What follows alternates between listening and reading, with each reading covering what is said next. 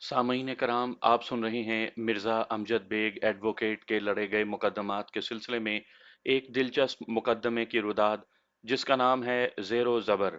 मुझे उम्मीद है आपको मेरी ये काविश पसंद आएगी। आपने अगर अभी तक मेरा चैनल माय वॉइस सब्सक्राइब नहीं किया तो अभी मेरे चैनल को सब्सक्राइब करके बेल नोटिफिकेशन ऑन कर लीजिए ताकि आने वाली हर नई कहानी की इत्तला बर वक्त आप तक पहुंच सके। उस रोज़ क्लाइंट्स मेरे दफ्तर का रास्ता भूल गए थे। मैं गुज़िश्ता 2 घंटे से अपने चैम्बर में मौजूद था और अभी तक एक भी क्लाइंट की सूरत देखने को नहीं मिली थी। और इस खिलाफ मामूल सूरत हाल की दो बड़ी वजह थीं। एक तो उस रोज़ किसी सियासी पार्टी की तरफ से हड़ताल की अपील की गई थी। हकूमत चूंकि इस हड़ताल के खिलाफ थी, लिहाजा मज़कूरा सियासी पार्टी को अपने मकसद में जुज़वी कामयाबी हासिल हो सकी। वो दिसंबर के इख्तितामी दिन थे। मौसम सरमा हस्बे इस्तात जोबन पर था और बारिश ने गोया उसकी इस्तात में चार चांद लगा दिए थे। जब बोरियत हद से ज़्यादा बढ़ने लगी तो मैंने अपनी सेक्रेटरी को इंटरकॉम किया। नाजनीन, क्या पोजीशन है बाहर की? सर, आज पोजीशन बड़ी ख़राब है, नाजनीन ने मायनी खेज अंदाज में कहा। फिर क्या ख्याल है, हम भी अपना बोरिया बिस्तर समेट कर चलते बने? मैंने नाज़नीन से पूछा। उस वक्त दोपहर के 4 बजे थे। मैं अमूमन 2 बजे तक दफ्तर पहुंच जाता था। अगर अदालत में कोई इमरजेंसी पेश आ जाए तो दूसरी बात है। इस सूरत में मुझे थोड़ी बहुत ताख़ीर हो जाया करती थी और दफ्तर से उठने का कोई टाइम मुकर्रर नहीं था। इसका इन्हसार क्लाइंट्स की आमदोशद पर होता था। आम तौर पर 8 साढ़े 8 बजे मैं उठ जाया करता था, लेकिन आज तो नजर आ रहा था कि हमें भी उस सियासी पार्टी का साथ देना चाहिए जिसने हड़ताल का ऐलान कर रखा था। नाजनीन ने कहा कि सर, अभी तो 4 ही बजे हैं। आमतौर पर मुलाजमीन तो इस आसरे पर रहते हैं कि इधर छुट्टी का कोई बहाना हाथ आया, उधर उन्होंने काम छोड़ा। मगर नाजनीन को मैंने बहुत मुख्तलिफ पाया था। हालांकि आज अच्छा खासा मौका था जल्दी भाग जाने का और मैं भी कुछ इसी किस्म की सलाह दे रहा था, लेकिन नाजनीन ने कहा, सर, जब दफ्तर खोल कर बैठ ही गए हैं तो फिर कम से कम 6 बजे तक तो रुकें। हो सकता है कि कोई भूला भटका, कोई मन चला हमें झांकने इधर आ निकले। ठीक कहती हो तुम, मैंने मजाक के रंग में कहा। जब ओखली में सर दे ही बैठे हैं तो फिर मूसलों से क्या डरना। मैंने सोचा कि जब फारिग ही बैठे हैं तो चलो नाजनीन से ही थोड़ी सी गपशप हो जाए। इसी सोच के तहत मैंने पूछा कि तुम क्या कर रही हो नाजनीन? सर, आज का अखबार देख रही थी, उसने जवाब दिया। क्या कोई इवनिंग का अखबार है? मैंने पूछा। उसने कहा, नहीं सर, सुबह का है। इसका मतलब है कि तुम बासी अखबार पढ़ रही हो। सुबह मौका नहीं मिल सका था सर। उसके खामोश होने पर मैंने पूछा, बिशारत कहाँ है? वो ज़रा बाहर गया है, शायद सिगरेट वगैरह लेने। बिशारत मेरा ऑफिस बॉय था और काफ़ी चलता किस्म का पुर्जा था। मैंने उसका नाम चिरागी जिन रख दिया था और उसे ये टाइटल बेहद पसंद आया था। बिशारत का ताल्लुक बहावल नगर से था। वो शादीशुदा था और उसके 2 बच्चे भी थे। वो गुज़िश्ता 5 साल से कराची में था। उसके बीवी बच्चे बहावल नगर ही में रहते थे। वो हर माह 2 दिन के लिए उनसे मिलने बहावल नगर जाता था। मेरे पास काम करते हुए उसे 1 साल होने को आया था। उसने मैट्रिक तक तालीम हासिल कर रखी थी और खासा समझदार वाक़या हुआ था। मैंने नाज़नीन से कहा, तुम ज़रा मेरे पास आओ। 2 मिनट के बाद वो मेरे चैम्बर में मेरे सामने बैठी थी। नाज़नीन एक इसमें बामुसम्मा लड़की थी।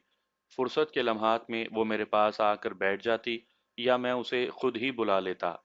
उससे बात करके सारी थकन, सारी बोरियत दूर हो जाती। इस वक्त भी मैंने नाज़नीन को इसी मकसद के लिए चैम्बर में बुलाया था। इस नशिस्त को जमे हुए अभी 20-25 मिनट ही हुए थे कि इंटरकॉम का बजर बज उठा। मैंने रिसीवर उठाकर कान से लगाया।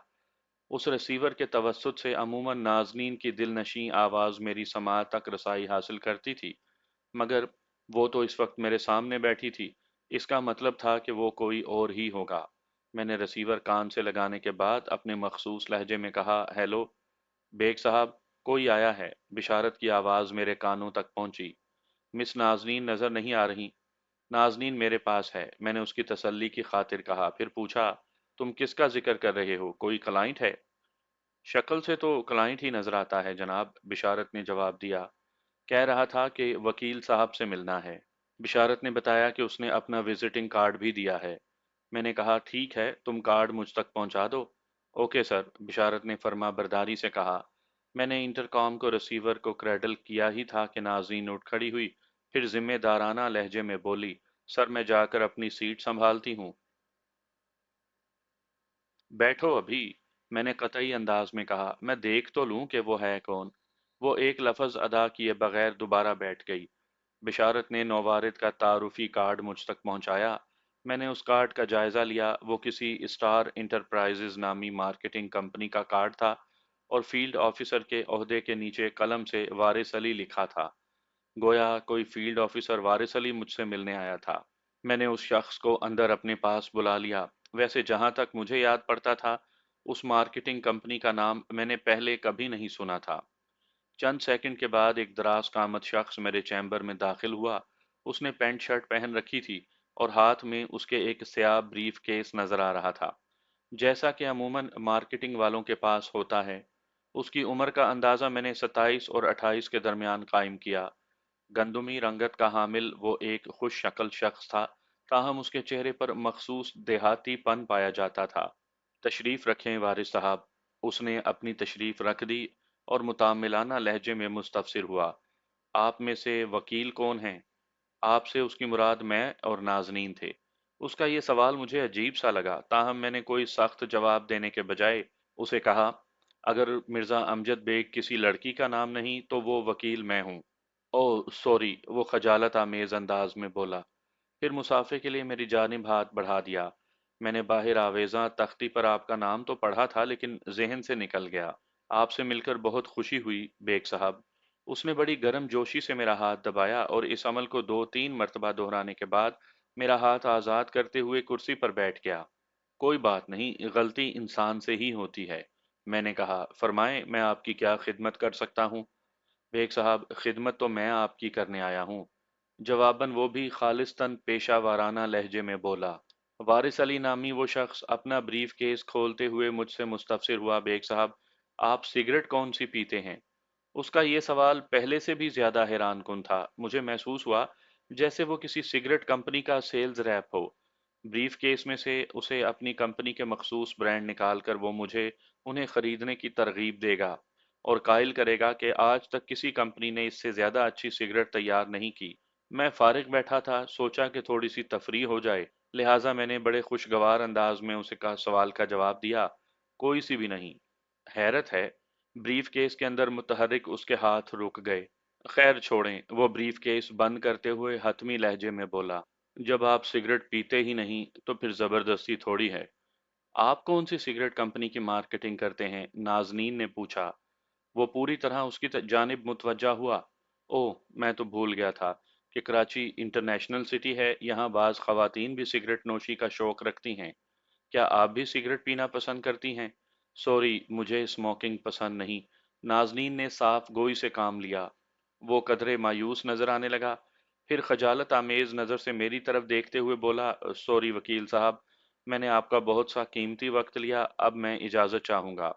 बात खत्म करते ही वो उठ खड़ा हुआ। मुझे उसकी आमद और जामद ने उलझा दिया।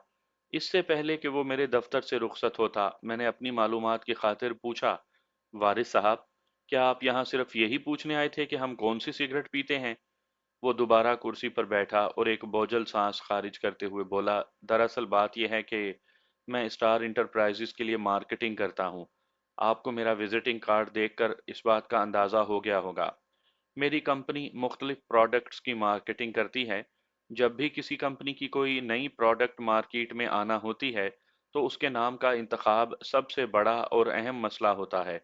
चुनाचे मुख्तलिफ कंपनीज इस सिलसिले में हमारी खिदमात हासिल करती हैं।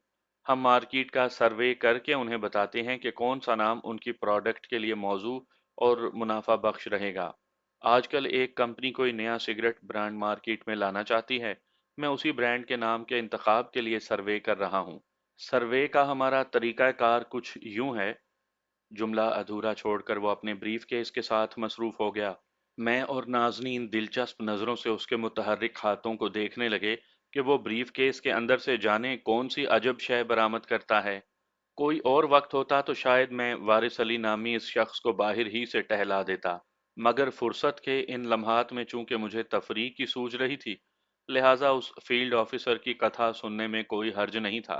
वारिस अली ने ब्रीफ केस में से एक छोटा सा बंडल बरामद किया। उस बंडल में लगभग 1 दर्जन फ्लश कार्ड्स रखे हुए थे।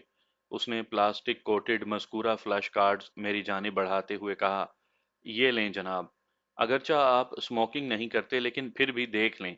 उसका अंदाज ऐसे ही था जैसे कह रहा हो कि आप भी क्या याद करेंगे वकील साहब, किस साहूकार से आपका पाला पड़ा है।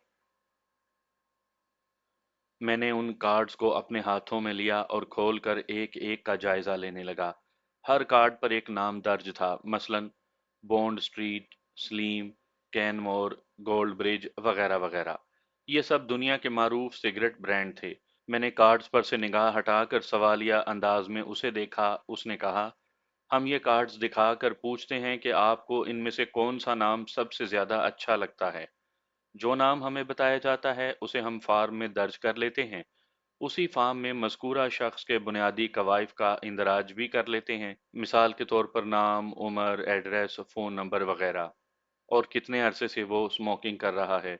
बस इतनी सी बात है। इस सर्वे से हमें अच्छे स्मोकर्स के रुझान का अंदाज़ा होता है। वो खामोश हुआ तो मैंने कहा, अफसोस कि आप मेरे दफ्तर में इसे एक फॉर्म भी पुर करके नहीं ले जा सके। कोई बात नहीं वकील साहब, मैं मायूस नहीं। वो उठ खड़ा हुआ और अलविदाई मुसाफा करते हुए बोला, हो सकता है आइंदा मुलाकात के वक्त में किसी ऐसी शय के लिए सर्वे करता नजर आऊं जो एक तवील अरसे से आपके इस्तेमाल में हो। तब मैं सारी कसर निकाल लूंगा। Wish you good luck. मैंने नेक ख्वाहिशात का साथ उसे रुखसत कर दिया। जाने से पहले उसने मेरा विजिटिंग कार्ड मांग लिया था। उसकी इस मामूली सी ख्वाहिश को पूरा करने में मुझे कोई हर्ज नहीं था, लिहाजा मैंने टेबल से एक कार्ड उठाकर उसको दे दिया। उसके जाने के बाद नाज़नीन ने कहा, सर मार्केटिंग के नए नए अंदाज सामने आ रहे हैं। मार्केटिंग के शोबे में अभी हम मगरिब से बहुत पीछे हैं। मैंने उसकी मालूमात में इजाफा किया। इस वाक़े को कमोबेश 25 साल गुजर चुके हैं। आजकल तो मार्केटिंग और पब्लिसिटी का डिपार्टमेंट पाकिस्तान में खासा ताकतवर और नागुज़ीर हो चुका है। उस रोज़ हमने लगभग 6 बजे शाम दफ्तर बंद कर दिया। नाज़नीन का घर मेरी राह में पड़ता था, लिहाजा मैं उसे ड्रॉप करते हुए आगे बढ़ जाता था। बिशारत की रिहाइश ली मार्केट के इलाके में थी। हम अपने अपने मामूल के मुताबिक घर को रवाना हो गए। प्यारे सामीन, आप यकीनन सोच रहे होंगे कि मैंने यह कहानी किस अंदाज से शुरू की है। अब तक बयान की गई बातें आपको इंतहाई गैर मुतल्लिक नज़र आई होंगी और आप ये अंदाज़ा लगाने की कोशिश भी कर रहे होंगे कि आखिर ये किस्सा बयान करने का मकसद क्या था।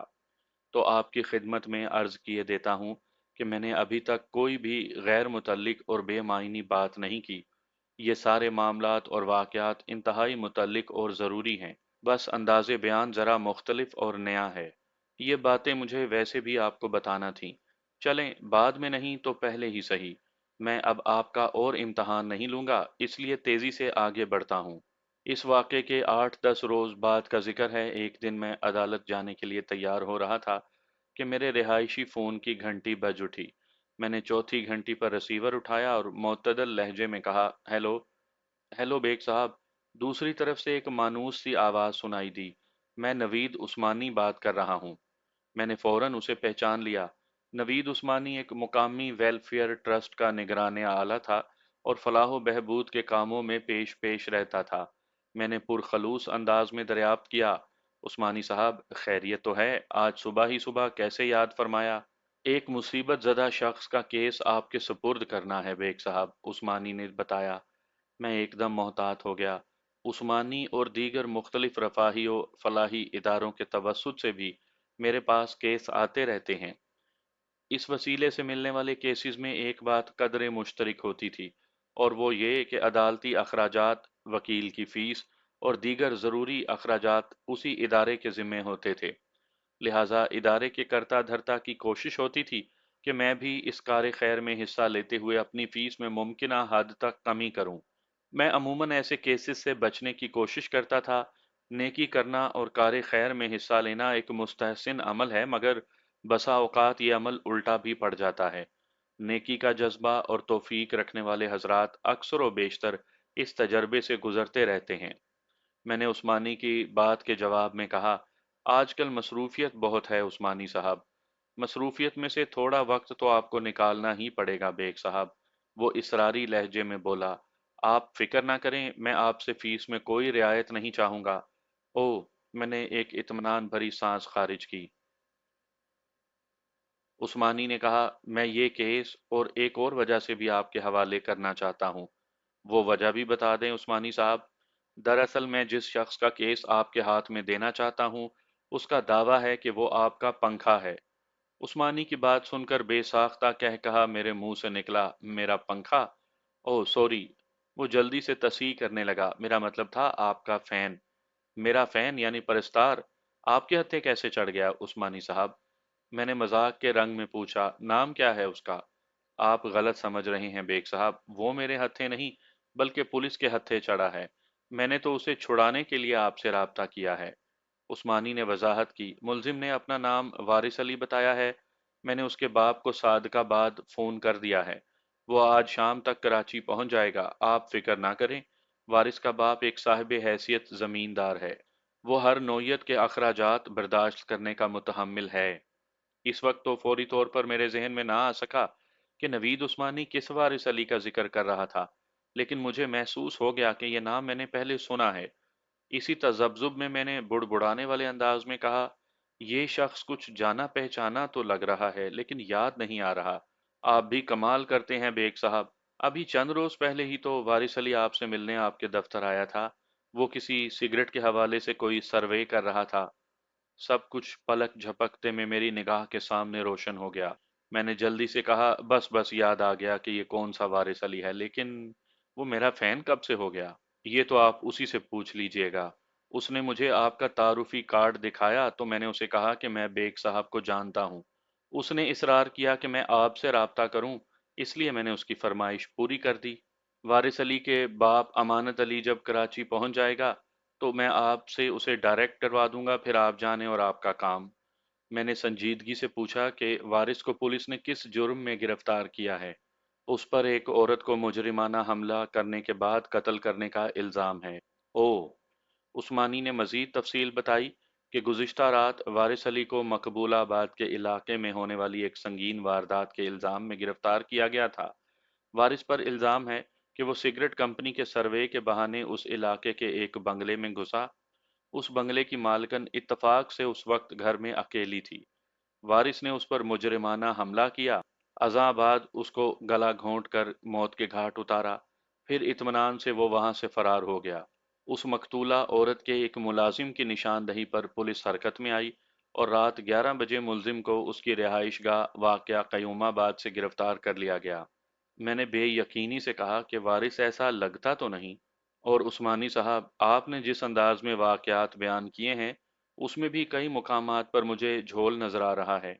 आप अपनी तसल्ली के लिए आज किसी वक्त मुलजिम से मुलाकात कर लें। उस्मानी ने मुअत्तदल अंदाज में कहा, मैं भी ज़्यादा मालूमात नहीं रखता। उस्मानी साहब, आपने बताया है कि पुलिस ने गुज़िश्ता रात वारिस को गिरफ्तार किया है। इसका मतलब है कि आज वो वारिस को कोर्ट में पेश करके उसका रिमांड हासिल करने की कोशिश करेगी। बल्कि मुमकिन है कि इस वक्त ये कोशिश की भी जा रही हो। अगर आप रात ही मुझे बता देते तो। मुझे तो खुद बहुत बाद में पता चला था, वो सफाई पेश करते हुए बोला। बहरहाल पुलिस को रिमांड हासिल करने दें। आप दिन में किसी वक्त या रात में थोड़ी फुर्सत निकाल कर उससे एक मुलाकात कर लें। ठीक है, मुझे जैसे ही मौका मिलेगा मैं उसे टच कर लूंगा। फिर मैंने पुलिस के उस थाने का नाम पूछा। उसने मुतल्लिका थाने का नाम बता दिया। फिर हमारे दरमियान अलविदाई कलमात का तबादला हुआ और मैंने रिसीवर क्रेडल कर दिया। उस रोज़ अदालत में मेरे किसी केस की पेशी भी नहीं थी, लिहाजा मैं घर से निकला और सीधा अपने दफ्तर पहुंचा। उस दिन मुझे टिक कर अपने ऑफिस में ही बैठना था। वापस घर पहुंचने से पहले मैं थाने जाकर मुलजिम वारिस से मुलाकात करना नहीं भूला था। उस आधे घंटे की मुलाकात में वारिस ने मुझे जो कुछ बताया वो मेरे इत्मीनान और तसल्ली के लिए काफ़ी था। मैं फ़िलहाल उन बातों का यहाँ ज़िक्र नहीं करूँगा। अदालती कार्रवाई के दौरान मुनासिब मौक़े पर उनका ज़िक्र होता रहेगा। बहरहाल अपने इत्मीनान के बाद मैंने वकालतनामे और दीगर ज़रूरी कागज़ात पर वारिस अली से दस्तखत लिए, चंद अहम और ज़रूरी मशवरे दिए और वापस आ गया। रात के 10 बजे उस्मानी का फ़ोन आया। रस्मी अलैक सलैक के बाद उसने बताया कि वारिस अली का बाप सादिकाबाद से कराची पहुंच गया था। उसने पूछा, क्या मैं अभी अमानत अली को आपके पास भेज दूं? सॉरी उस्मानी साहब, मैंने दो टोक अंदाज में कहा। इस वक्त मैं घर में ही हूँ, और आपको तो पता है कि मैं अदालती और दफ्तरी अमूर को घर पर डील नहीं करता। मैंने उसे बताया कि पुलिस ने उसे आज सुबह अदालत में पेश करके 7 रोज का रिमांड हासिल कर लिया है। जब तक रिमांड की मुद्दत पूरी नहीं होती, अमलन वारिस के लिए कुछ भी नहीं किया जा सकता। लिहाजा आप अमानत अली को कल दोपहर के बाद किसी वक्त मेरे दफ्तर भेज दें तो ज्यादा मुनासिब होगा। ठीक है जनाब, वो तायदी लहजे में बोला। फिर उसने पूछा कि क्या आप मुल्जिम वारिस अली से मुलाकात कर चुके हैं? जी उस्मानी साहब, मैंने जवाब दिया। मैं हवालात में उससे एक भरपूर मुलाकात करने के बाद ही थोड़ी देर पहले ही घर पहुंचा हूँ। कैसी रही मुलाकात? बहुत ही कामयाब, मैंने बताया। अमानत अली भी वारिस अली से थाने मिलने पहुंचा था, नवीद उस्मानी ने बताया, लेकिन थाने वालों ने उसे बेटे से मिलने नहीं दिया। मैंने कहा, थाने वालों का यह रवैया मेरी समझ से बालातर है। अमूमन वो मुल्जिम के वाली वारिसों से बड़ी खुश दिली से मिलते हैं, और उन्हें मुल्जिम से भी मिलवाने में किसी बुखल से काम नहीं लेते, ताकि पैदा की कोई राह निकाल ली जाए। अलबत्ता वकील और मुल्जिम की मुलाकात करवाते वक्त उनकी जान निकलती है। मगर आप तो उल्टी बात बता रहे हैं। मैंने पूछा, आप भी अमानत अली के साथ थे? नहीं, वो अकेला था, उस्मानी ने जवाब दिया। अमानत अली का क़याम कहाँ है? मैंने पूछा। उसने बताया, फिलहाल तो वो कैंट स्टेशन पर एक होटल में ठहरा हुआ है। ठीक है, आप कल उसे मेरे दफ्तर भेज दीजिएगा। उसके बाद फ़ोन का सिलसिला मुनक़ता हो गया। आइंदा रोज़ शाम के वक्त अमानत अली मेरे दफ्तर में था। अमानत अली की उम्र 55 और 60 के दरमियान होगी। वो भारी जुस्से का मालिक एक सेहतमंद शख्स था। जिस्म की बनावट और ढाल से अंदाजा होता था कि उसने जवानी और अधेड़ उम्री में खासी कसरत कर रखी थी। अलैक सलैक के बाद उसने बौखलाहट आमेज अंदाज में कहा, वकील साहब, मैं तो रात ही आपसे मिलना चाहता था, लेकिन उस्मानी साहब ने साफ इनकार कर दिया और ताकीद की कि मैं इस वक्त आपसे मुलाकात करूं तो ज्यादा बेहतर होगा। मैंने सरसरी लहजे में कहा, हाँ, इस सिलसिले में रात ही उस्मानी साहब से मेरी बात हो गई थी। फिर मैंने निहायत ही मुख्तसर अल्फाज में उसे अपनी उस तजवीज़ या मशवरे की अफादियत से आगाह किया। वो पूरी तवज्जो से मेरी बात सुनता रहा और मेरे खामोश होने पर बोला, वकील साहब, मेरी तो समझ में कुछ नहीं आ रहा। ये सब कैसे हो गया? मैं किसी भी कीमत पर यकीन करने को तैयार ही नहीं कि वारिस कोई ऐसा कदम भी उठा सकता है जिससे मेरी नाक कटने का कोई अंदेशा हो। अल्लाह का बड़ा करम है वकील साहब, उसने मुझे सब कुछ दे रखा है। इज्जत, दौलत, औलाद और जमीन, बहुत कुछ है मेरे पास। ये जरूर कोई साजिश है, और वारिस को इस मामले में फंसाने की कोशिश है। उसकी बातें सुनकर मेरे अंदर तजस्सुस जागा कि मैं उसके खानगी हालात के बारे में जानूं। जब से मुझे पता चला था कि वारिस अली एक जमींदार घराने से ताल्लुक रखता था, ये सवाल मुसलसल मेरे जहन में था कि उसे सादकाबाद से कराची आकर इस किस्म की नौकरी करने की ज़रूरत क्यों पेश आई। जब मैंने इस सिलसिले में अमानत अली से इस्तफसार किया तो उसने जवाब देने से पहले एक ठंडी सांस खारिज की, फिर मुनासिब अल्फाज में मुझे बताने लगा। बात दरअसल ये है वकील साहब, कि वारिस अपने दूसरे बहन भाइयों से बहुत मुख्तलिफ है। मेरी 4 औलादें हैं, दयानत अली, वारिस अली, नगमा और सदाकत अली।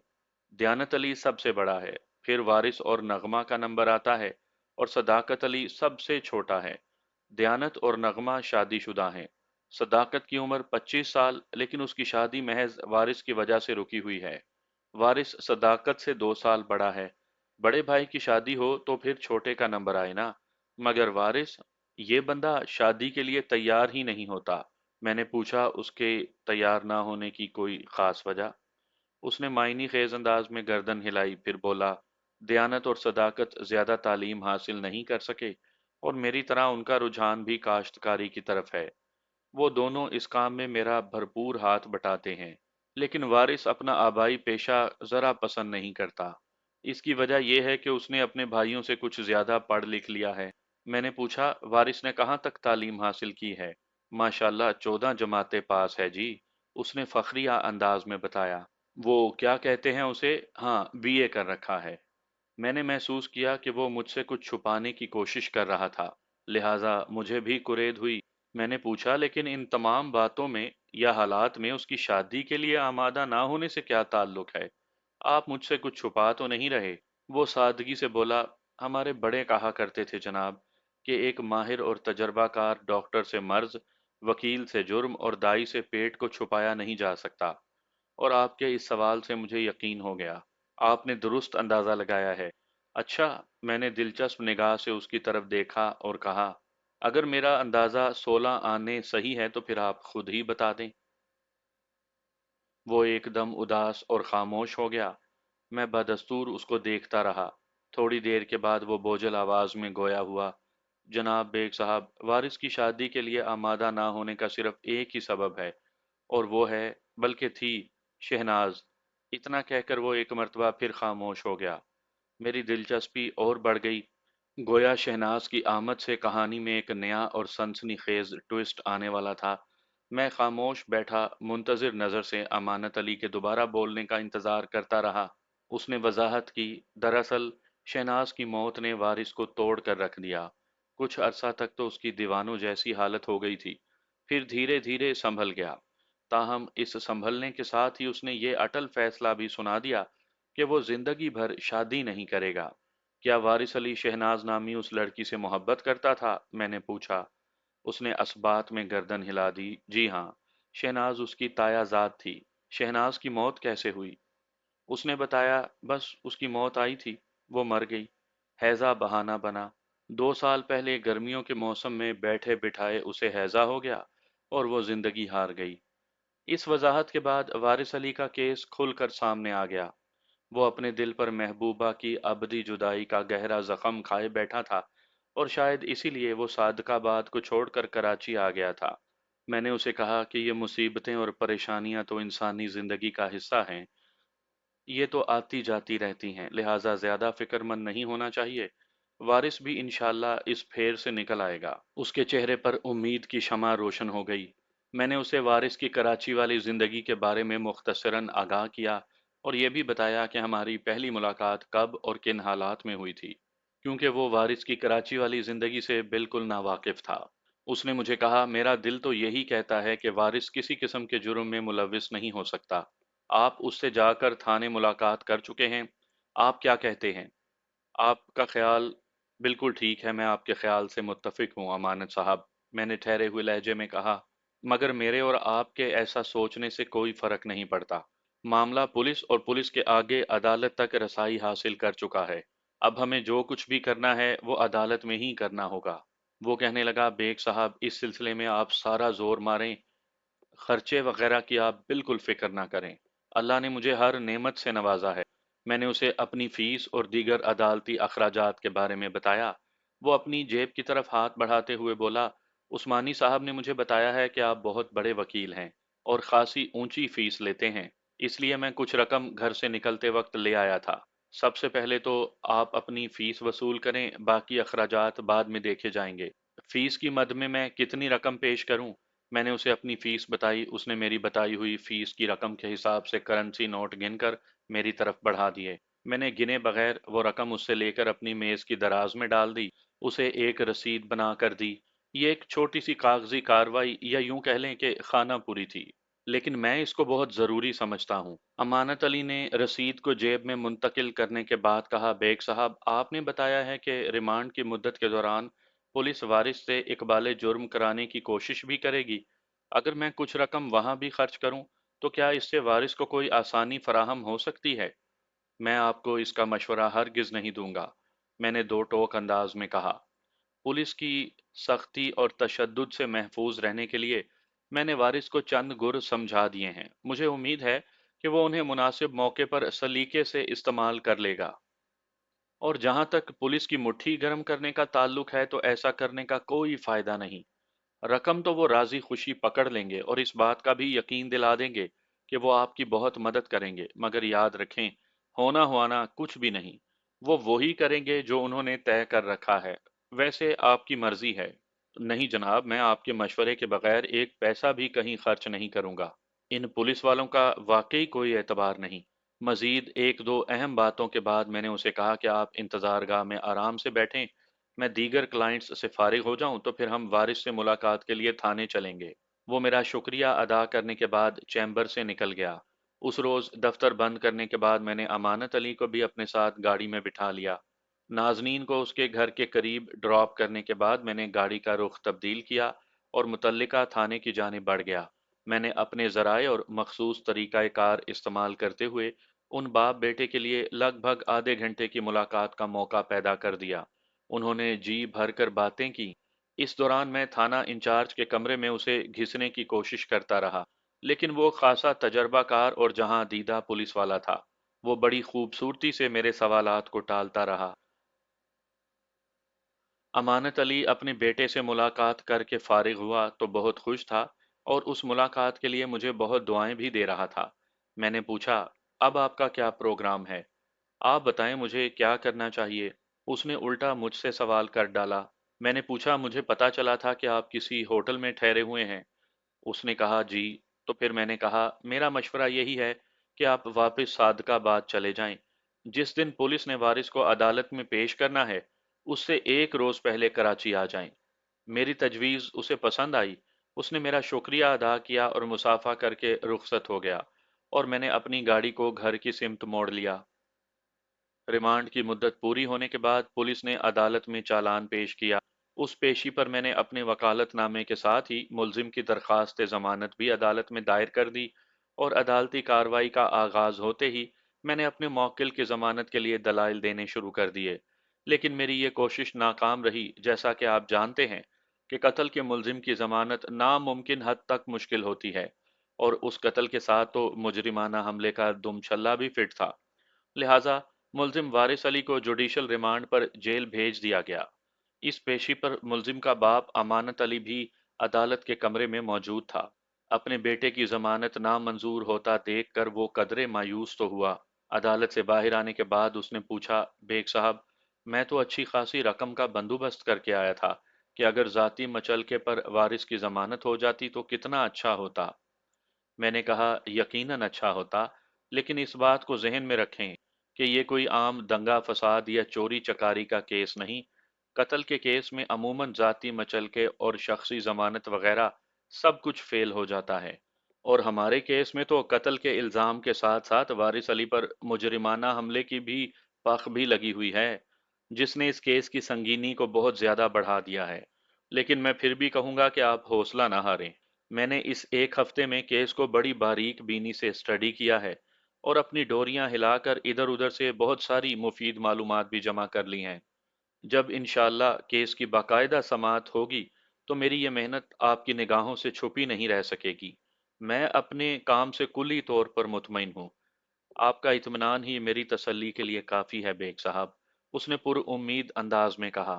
मैंने उसे इस केस के अहम नशेबो फराज के बारे में चंद मुफीद जावियों से आगाह किया और तसल्ली दिलासा देकर सादकाबाद रवाना कर दिया।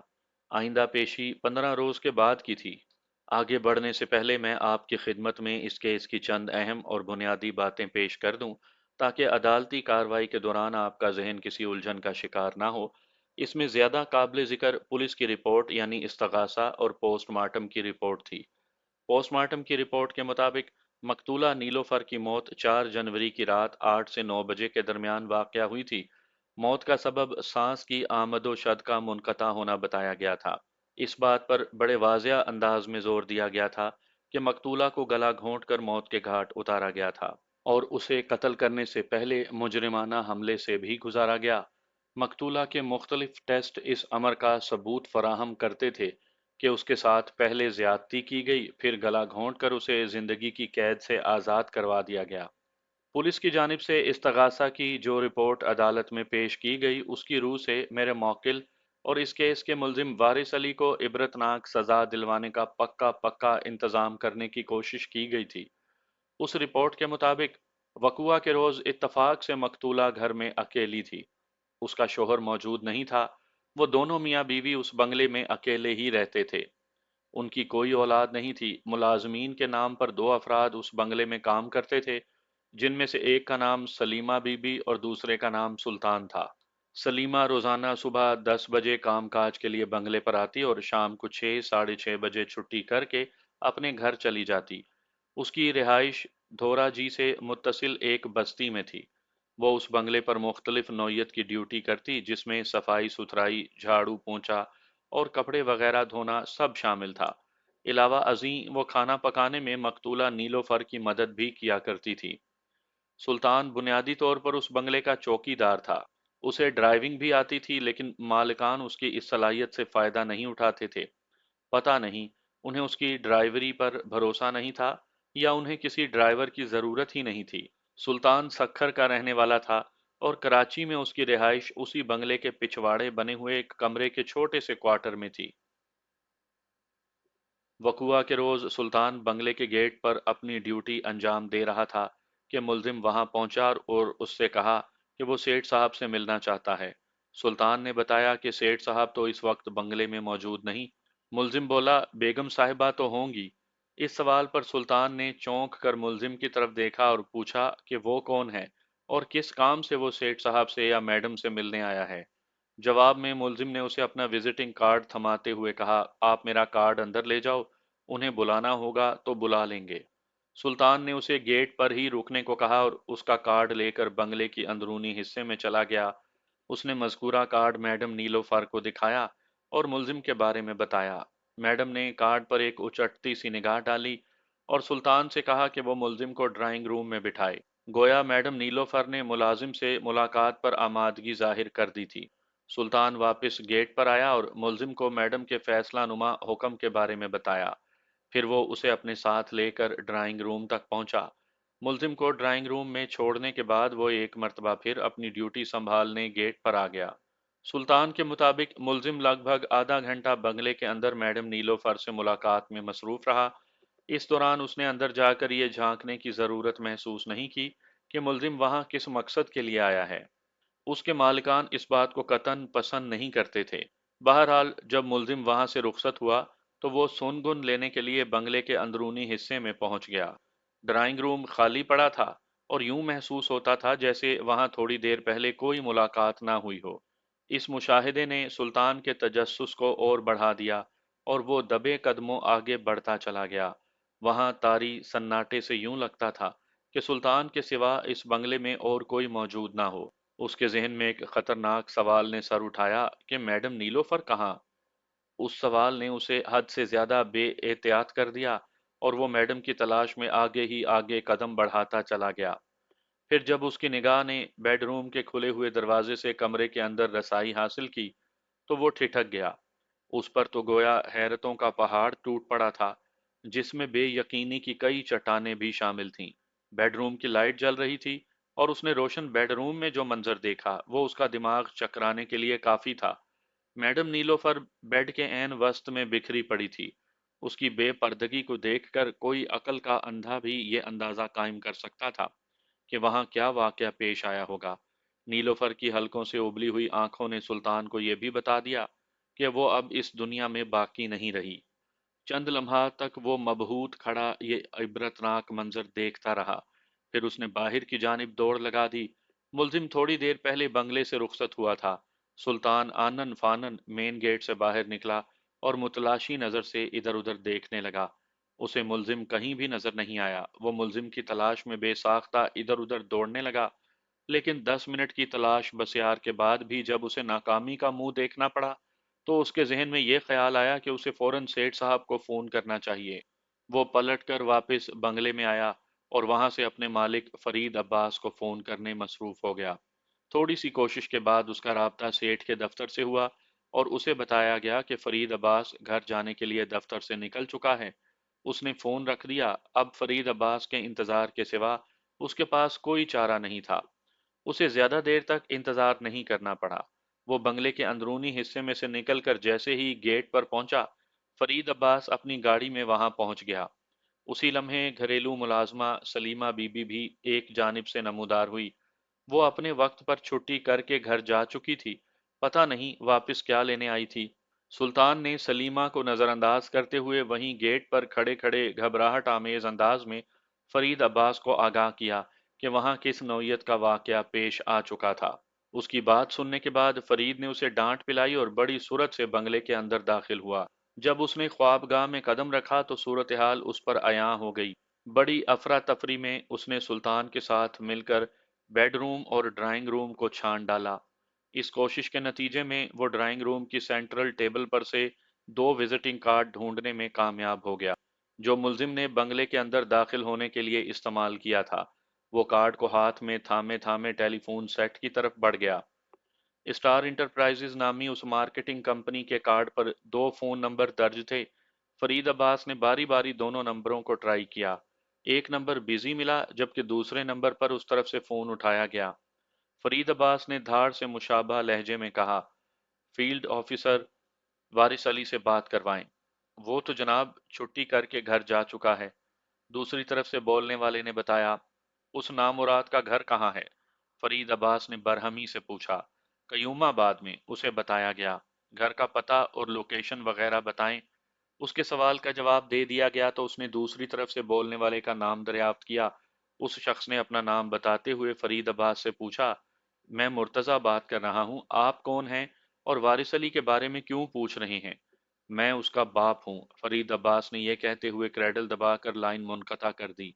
दूसरा फोन उसने अपने इलाके के पुलिस स्टेशन को किया और उन्हें अपने बंगले पर पेश आने वाले इन दो नाक और बर्बरियत आमेज वाक़े के बारे में तफसीलन बताया। थोड़ी ही देर के बाद एक सब इंस्पेक्टर दो कांस्टेबल्स के साथ उसके बंगले पर पहुंच गया और वो लोग मौके की कार्रवाई में मसरूफ हो गए। इसी दौरान फरीद अब्बास ने पुलिस वालों को वारिस अली की वहां आमद के बारे में बताया और इस सिलसिले में उसने स्टार इंटरप्राइजेस को फोन करके जो कारनामा अंजाम दिया था उससे भी पुलिस को आगाह किया। जब पुलिस को वारिस की रिहाइशगाह का इल्म हो गया तो उन्होंने छापा मारकर रात 11 बजे वारिस अली को उसकी क़यामगाह वाक़या कयूमाबाद से गिरफ्तार कर लिया, जहां वो सलीम अहमद और निसार हुसैन के साथ ठहरा हुआ था। उसके बाद जो वाक़यात पेश आए वो इब्तदाई सफ़ात में बयान किए जा चुके हैं। दो तीन पेशियां अदालत की तकनीकी कार्रवाई की नज़र हो गईं। ये इब्तदाई कार्रवाई इतनी बोर और खुश्क होती है कि उसे इन सफ़ात में बयान करके आपका कीमती वक्त मैं ज़ाया नहीं कर सकता। लिहाजा यहाँ से कट करते हुए हम आगे बढ़ते हैं। अदालत की बाकायदा कार्रवाई का आगाज़ कोई 3 माह के बाद हुआ।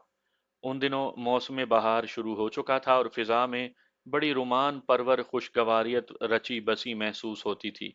कराची में ऐसा दिलदार मौसम नहायत ही मुख्तसर वक्फे के लिए आता है और पता ही नहीं चलता कि ये कब आया और कब रुखसत हुआ।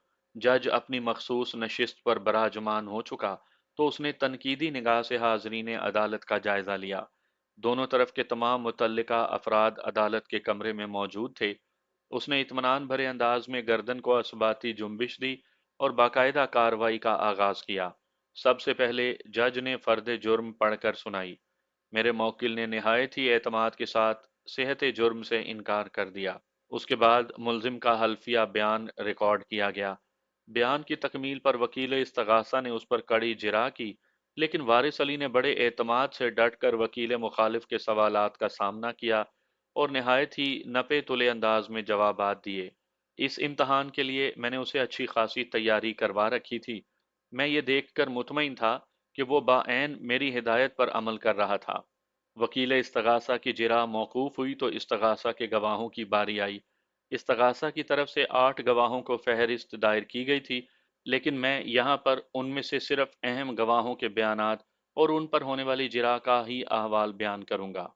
मेरी फरमाइश पर सबसे पहले इस केस के इंक्वायरी ऑफिसर को कटहरे में बुलाया गया। इंक्वायरी ऑफिसर यानी आयो की हैसियत किसी भी केस में इस्तगासा के एक गवाह जैसी होती है और उसे हर पेशी पर अदालत में मौजूद रहना होता है। इस केस का तफ्तीशी या इंक्वायरी ऑफिसर रैंक के एतबार से एक सब इंस्पेक्टर था। उसका नाम अल्लाह शेर खान था। वो विटनेस बॉक्स में आकर खड़ा हुआ तो मैं उसके करीब चला गया, फिर उसकी आंखों में देखते हुए एक गैर मुतल्लिक सवाल किया। आयो साहब, आपका नाम कुछ अजीब सा नहीं? वो पहले ही कदम पर बिदक गया। क्या अजीब है? ये मेरा मखसूस तरीका वारदात है। मैं अपने मुखालिफ धड़े के गवाहों से ऐसे ही उल्टे सीधे एक दो गैर मुतल्लिक सवालात करके उन्हें डिस्टर्ब करने की कोशिश करता हूँ। बाद अज़ां मेरी ये कोशिश बहुत मुफीद साबित होती है। आप इसे एक मेरा आजमूदा हथियार समझ लें। मेरा सवाल सुनते ही इंक्वायरी ऑफिसर अचानक बरहम हो गया।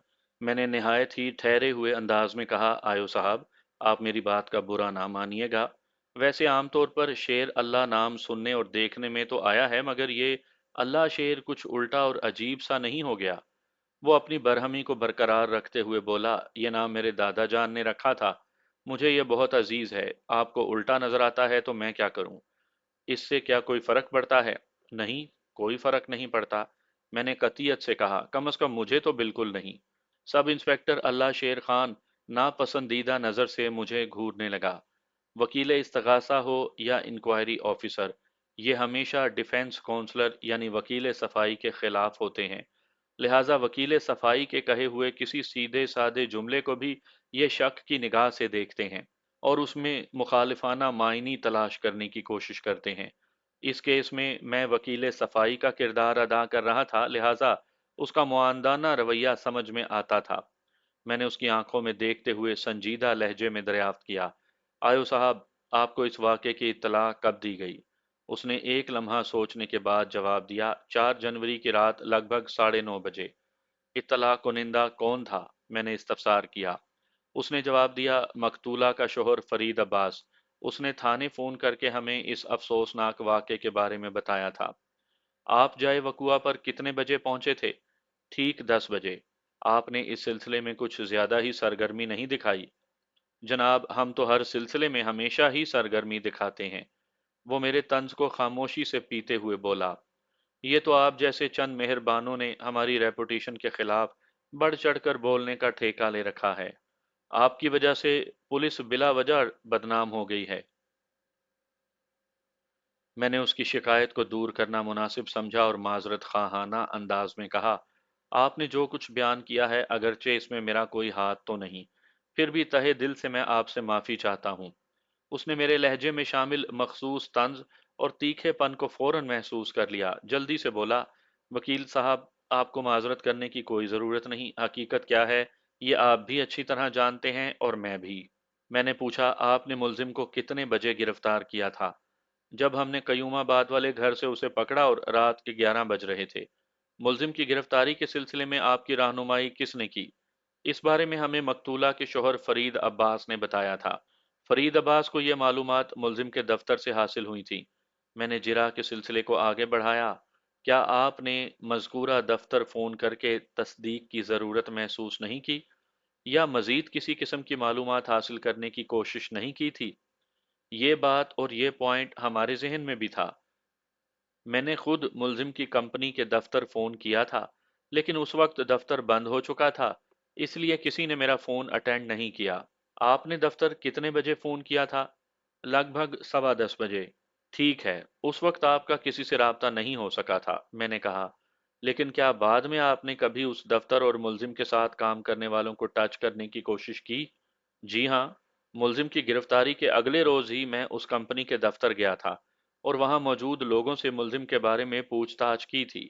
انہی میں سے انور کمال نامی ایک شخص استغاثہ کے گواہوں کی فہرست میں شامل ہے۔ آیو صاحب، آپ نے جائے واردات سے فنگر پرنٹس اٹھانے کی کوشش تو ضرور کی ہوگی؟ جی ہاں، ڈرائنگ روم کے مختلف حصوں سے ہمیں ملزم کی انگلیوں کے نشانات ملے ہیں۔ میں نے انکوائری آفیسر کو تیز نظروں سے گھورا اور پوچھا، بیڈ روم کے بارے میں آپ کیا کہتے ہیں؟ بیڈ روم میں ہمیں کہیں بھی ملزم کے فنگر پرنٹس حاصل نہیں ہو سکے۔ میں نے قدرے طنزیہ لہجے میں پوچھا، آپ کے خیال میں مقتولہ نیلوفر کو مجرمانہ حملے کے بعد بیڈ روم میں قتل کیا گیا تھا یا پھر ڈرائنگ روم میں؟ واقعات و شواہد تو یہی بتاتے ہیں کہ یہ واردات بیڈ روم میں ہوئی تھی، اس نے جواب دیا۔ اس کے باوجود بھی، میں نے نکیلے لہجے میں کہا، آیو صاحب، بیڈ روم کے کسی حصے میں ملزم کے ایف پی یعنی فنگر پرنٹس ڈھونڈنے میں ناکام رہے، یہ کوئی سمجھ میں آنے والی بات تو نہیں۔ میں سمجھاؤں گا تو یقیناً آپ کی سمجھ میں آ جائے گی، وہ گہری چوٹ کرتے ہوئے بولا۔ استغاثہ کے ایک معزز گواہ اور مقتولہ کے گھریلو ملازم سلطان نے بتایا تھا کہ جب ملزم اس بنگلے میں داخل ہوا تو اس کے ہاتھ میں ایک سیاہ بریف کیس بھی تھا۔ عین ممکن ہے اس بریف کیس میں دستانوں کی ایک جوڑی بھی موجود ہو، اور ملزم جب اپنے مذموم عزائم کی تکمیل کے لیے ڈرائنگ روم سے بیڈ روم کی طرف جانے لگا ہو تو اس نے وہ دستانے اپنے ہاتھوں پر چڑھا لیے ہوں۔ تبھی مقتولہ کی گردن پر کسی قسم کی انگلیوں کے نشانات نہیں پائے گئے، یہ ناممکن تو نہیں۔ انکوائری آفیسر نے آخری جملہ اس انداز سے ادا کیا تھا کہ اس کے کئی اپنی مرضی کے معنی نکالے جا سکتے تھے۔ میں نے اسبات میں سر ہلایا اور کہا، آیو صاحب، اگر آپ کی پیش کردہ تھیوری کو درست مان بھی لیا جائے تو پھر سوال یہ پیدا ہوتا ہے کہ مقتولہ نے ملزم کے جبر کے خلاف کوئی صدائے احتجاج بلند کیوں نہیں کی؟ اس وقت ان دونوں کے علاوہ اس بنگلے میں سلطان بھی تھا۔ اگر مقتولہ ملزم کے عمل کے جواب میں کوئی مزاحمتی رد عمل ظاہر کرتی تو یقیناً سلطان کو اس کی خبر ہو جاتی۔ چونکہ ایسا نہیں ہوا، اس لیے یہ حیرت کی بات ہے۔ اس نے ایک لمحہ سوچا اور جواب دیا، ہو سکتا ہے ملزم نے مقتولہ کو کوئی ایسی شے سونگھا دی ہو جس کے زیر اثر مقتولہ کی مزاحمتی قوت دم توڑ گئی ہو، یا اتنی کم ہو گئی ہو کہ ملزم کو بآسانی اپنے مقصد میں کامیابی حاصل ہو گئی۔ آیو صاحب، میں نے قدرے سخت لہجے میں اسے مخاطب کیا، آپ کی رپورٹ اور بیان میں زیادہ تر باتیں ہو سکتا ہے پر مبنی ہیں، اس کی کوئی خاص وجہ؟ کوئی خاص وجہ نہیں، وہ ایک ایک لفظ پر زور دیتے ہوئے بولا۔ واقعات و شواہد جس جانب اشارہ کر رہے ہیں میں نے وہی نکات اجاگر کیے ہیں۔ اوکے، واقعات اور شواہد کو تو بعد میں دیکھیں گے، میں نے خاصے دوستانہ انداز میں کہا۔ پھر پوچھا، آیو صاحب، آپ کی رپورٹ کے مطابق یہ ایک مجرمانہ حملے اور قتل کا کیس ہے۔ مقتولہ نیلوفر کو پہلے مجرمانہ حملے کا نشانہ بنایا گیا۔ ازاں بعد اس خوف سے کہ کہیں وہ ملزم کا راز فاش نہ کر دے، ملزم نے گلا گھونٹ کر اسے موت کے گھاٹ اتار دیا۔ پوسٹ مارٹم کی رپورٹ بھی آپ کی اس نظریے کی تائید کرتی ہے۔ آپ سے میرا سوال یہ ہے کہ جب آپ نے میرے موکل اور اس کیس کے ملزم وارث علی کو گرفتار کیا تو کیا آپ نے اس کا طبی معائنہ کروایا تھا؟ کیونکہ استغاثہ کی طرف سے عدالت میں جو چالان پیش کیا گیا ہے اس میں ایسے کسی معائنے کی کوئی رپورٹ نہیں۔ اس نے گردن کو نفی میں حرکت دی اور بتایا، ملزم کا ایسا کوئی معائنہ نہیں کروایا گیا۔ کیوں؟ میں نے جارحانہ انداز میں سوال کیا۔ کیا پولیس ڈپارٹمنٹ کو ایسی سہولت مہیا نہیں جو اس نوعیت کا معائنہ کروا سکے؟ ہمیں تو ہر قسم کے ٹیسٹ اور معائنے کی سرکاری سہولت میسر ہے، لیکن ہم نے ملزم کے کسی ایسے معائنے کی ضرورت محسوس نہیں کی، اس نے حتمی لہجے میں کہا۔ میں نے پوچھا، ضرورت کیوں نہیں محسوس کی گئی؟ وہ بے پرواہی سے کندھے جھٹکتے ہوئے بولا، اس لیے کہ جب ہم نے ملزم کو حراست میں لیا تو وہ وقوع کو کافی دیر ہو چکی تھی۔ اس دوران وقت 3 گھنٹے آگے سے رکھ گیا تھا، اور سب سے بڑی بات یہ کہ ملزم نے گھر جاتے ہی غسل کر لیا تھا۔ اس صورت میں ایسے کسی بھی ٹیسٹ یا معائنے کی رپورٹ پر انحصار نہیں کیا جا سکتا تھا۔ میں نے مزید ایک دو سوالات کے بعد اسے فارغ کر دیا۔ اس کے بعد استغاثہ کی جانب سے اسٹار انٹرپرائزز کے ایک ملازم انور کمال کو گواہی کے لیے پیش کیا گیا۔ انور کمال ملزم وارث علی کا کولیگ بھی تھا۔ جب وہ اپنا حلفیہ بیان دے کر فارغ ہو چکا تو وکیل استغاثہ جرح کے لیے اس کے قریب چلا گیا۔ انور صاحب، اس نے گواہ کو مخاطب کرتے ہوئے کہا، آپ کے خیال میں ملزم وارث کس قسم کا آدمی ہے؟ وہ دونوں ہاتھ پھیلاتے ہوئے معذرت خواہانہ انداز میں بولا، جناب سچی بات تو یہ ہے کہ یہ بندہ ابھی تک میری سمجھ میں نہیں آ سکا۔ آپ کیا کہنا چاہتے ہیں انور صاحب؟ گواہ نے جواب دیا، وکیل صاحب میں کہنا یہ چاہتا ہوں کہ اس کی طبیعت اور مزاج میری سمجھ میں نہیں آیا۔ عجیب سا اکھڑ اور بد مزاج شخص ہے، اسے خواتین سے تو بات کرنے کی تمیز ہی نہیں، ہر وقت فساد کا اندیشہ رہتا ہے، اس لیے میں اسے زیادہ منہ نہیں لگاتا۔ گویا آپ یہ کہنا چاہتے ہیں کہ ملزم ایک جھگڑالو اور بد اخلاق شخص ہے؟ جی ہاں، میرا یہی مطلب تھا، گواہ نے جلدی سے کہا۔ مجھے یہ اندازہ لگانے میں قطعاً کوئی دقت محسوس نہیں ہوئی کہ وکیل استغاثہ اس گواہ کو اچھی طرح پڑھا کر عدالت کے اکھاڑے میں لایا تھا۔ وہ دراصل میرے موکل کا مورال پست کرنے کی کوشش کر رہا تھا۔ اسی لمحے وکیل استغاثہ نے ایک اور پن چبھو ڈالی۔ گواہ کو مخاطب کرتے ہوئے پوچھا، مسٹر انور کمال، آپ نے ملزم کی بدتمیزی کا ذکر کرتے ہوئے خاص طور پر خواتین کا لفظ استعمال کیا ہے، جس سے ظاہر ہوتا ہے کہ ملزم کو صرف خواتین سے تمیزدار بات کرنا نہیں آتی، ورنہ حضرات سے تو وہ بڑے اچھے انداز میں بات چیت کرتا تھا۔ جبکہ مجموعی طور پر آپ یہ تاثر دینا چاہتے ہیں کہ ملزم ایک جھگڑالو اور بد اخلاق شخص ہے۔ یہ کیا معمہ ہے؟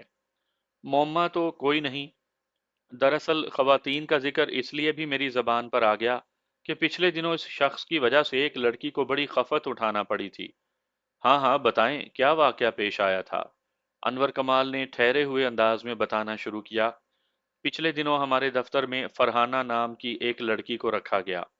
فرحانہ کو کسی ٹیکنیکل کام کا تجربہ نہیں تھا، لہٰذا اسے آفس ہی میں ریسیپشن پر بٹھا دیا گیا۔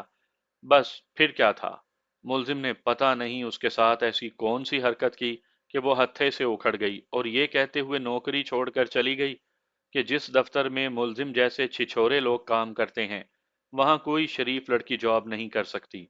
इस बात से आप मुलजिम की जहनियत और किरदार का बाखूबी अंदाज़ा लगा सकते हैं। इस्तगासा का गवाह खामोश हुआ तो वकील इस्तगासा फातिहाना नज़र से मुझे देखने लगा। मैं समझ गया कि मेरे मौकिल की शोहरत और किरदार को निशाना बनाने के लिए वो मन घड़त वाकया पेश किया गया था। मन घड़त और खुद साख्ता इन मायनों में कि इसमें हकीकत का आंसर 5% से ज्यादा नहीं था। इतने दिनों तक मैं भी हाथ पर हाथ रखे नहीं बैठा रहा था। मैंने इस केस के सिलसिले में बहुत दौड़ धूप की थी और अपने साथ बशारत अली और समाजी कारकुन नवीद उस्मानी को भी लगा रखा था। वो लोग गाहे बगाहे मेरी मतलूबा मालूमात मुझ तक पहुंचाते रहे थे, लिहाजा इस शोबे में मैं पूरी तरह मुतमईन था। मैं बड़ी बेताबी से अपनी बारी का इंतजार करते हुए उम्मीद भरी नज़र से इस्तगासा के गवाह अनवर कमाल की तरफ देखने लगा। वकील इस्तगासा ने मजीद दो चार ऐसे ही तीखे और तिरछे सवालात करने के बाद गवाह को फारिग किया, तो मैं जज की इजाज़त हासिल करने के बाद उसके कटहरे के नज़दीक चला गया। मैंने खनकार कर गला साफ किया और गवाह की आंखों में देखते हुए सनसनाते हुए लहजे में इस्तफसार किया, अनवर कमाल साहब, आप बड़े कमाल के अनवर हैं। वाकई मैं आपके कमालात को मान गया हूँ। आपने ये फ़न कहाँ से सीखा? कौन सा फ़न? वो उलझन ज़दा नज़रों से देखने लगा। मैंने दोस्ताना अंदाज में कहा, भाई मैं उर्दू के नहीं बल्कि अंग्रेजी के फ़न की बात कर रहा हूँ। इंग्लिश का फ़न? वो बरहमी से बोला, क्या आप मुझे फ़नी कहते हैं? आपने बात ही ऐसी मुज़हिका खेजी की है कि मैं ऐसा समझने पर मजबूर हूँ। कौन सी बात? वो उखड़े हुए लहजे में बोला। मैंने वजाहत की, आपके सवाल का जवाब आपको खुद ही मिल जाएगा अगर आप तरतीब वार मेरे सवालात के जवाब देते जाएंगे। क्या आप तैयार हैं? मैं पूरी तरह तैयार होकर ही आया हूँ। मैंने पूछा, आपको उस कंपनी में काम करते हुए कितना अरसा हुआ है? 5 साल, उसने जवाब दिया। और मुलजिम को? उसने सिर्फ 3 माह हमारे साथ काम किया था और वो वाकया पेश आ गया जिसकी वजह से वो आज हथकड़ी में नजर आ रहा है। मैंने कहा, मुलजिम का काम फील्ड का था, क्या आप भी इसी नौयत का काम करते हैं? हम में से ज्यादातर स्टाफ मेंबर फील्ड में ही जाते हैं, उसने बताया। मैं भी एक सीनियर फील्ड ऑफिसर हूँ। थैंक यू, मैंने मुतशक्कराना अंदाज में कहा। फिर पूछा, मेरी मालूमात के मुताबिक आपकी कंपनी के दफ्तर में 4 खवातीन भी काम करती हैं, सदफ, माजबी, कमल और लतीफ़ा, एम आई राइट? जी, आप बिल्कुल ठीक हैं। उनमें से कोई भी ऐसी नहीं जिसे इस कंपनी में काम करते हुए 2 साल से कम अरसा हुआ हो। क्या मैंने गलत कहा? आपकी मालूमात हैरत अंगेज तौर पर दुरुस्त हैं, वो आंखें फैलाते हुए बोला। मैंने पूछा, क्या ये सही है कि सदफ और माजमी की ड्यूटी दफ्तर के अंदर है और कमल और लतीफ़ा दोनों आप लोगों की तरह सर्वे के लिए फील्ड में जाती हैं? क्या आप भी खुफिया तौर पर हमारी कंपनी के लिए काम करते हैं? वो हैरत भरे लहजे में बोला। मैंने कहा, आप इस चक्कर में ना पड़ें अनवर कमाल साहब कि मैं किसके लिए काम करता हूं और किसके लिए नहीं। इस वक्त तो मैं अपने मौकिल की बरियत के लिए जोर लगा रहा हूं। आप मेरे सवाल का जवाब दें। वो बोला, आप बिल्कुल ठीक फरमा रहे हैं। उन लड़कियों की ड्यूटी इसी नौयत की है जैसा आपने बयान किया। मैंने अचानक पूछा, क्या उनमें से किसी का मुलजिम के साथ कभी किसी बात पर झगड़ा हुआ था? वो उलझन ज़दा मगर परेशान नज़रों से देखने लगा। मैंने उसके तज़ब्ज़ुब का फ़ायदा उठाते हुए फ़ौरन इजाफ़ा किया, अनवर कमाल साहब, ज़रा सोच समझ कर मेरे सवाल का जवाब दीजिएगा, क्योंकि मस्बत में अगर जवाब आया तो आपको इसका सबूत भी पेश करना पड़ेगा। वो गड़बड़ा कर रह गया, फिर कदरे थके हुए लहजे में बोला, नहीं, यानी आप ये कहना चाहते हैं कि जब तक मेरा मौकिल स्टार इंटरप्राइजेज में काम करता रहा, उसका सदफ, माजबी, कमल और लतीफ़ा वगैरह से कोई लड़ाई झगड़ा नहीं हुआ? वो लुकनत आमेज लहजे में बोला, जी, मेरा मतलब यही है।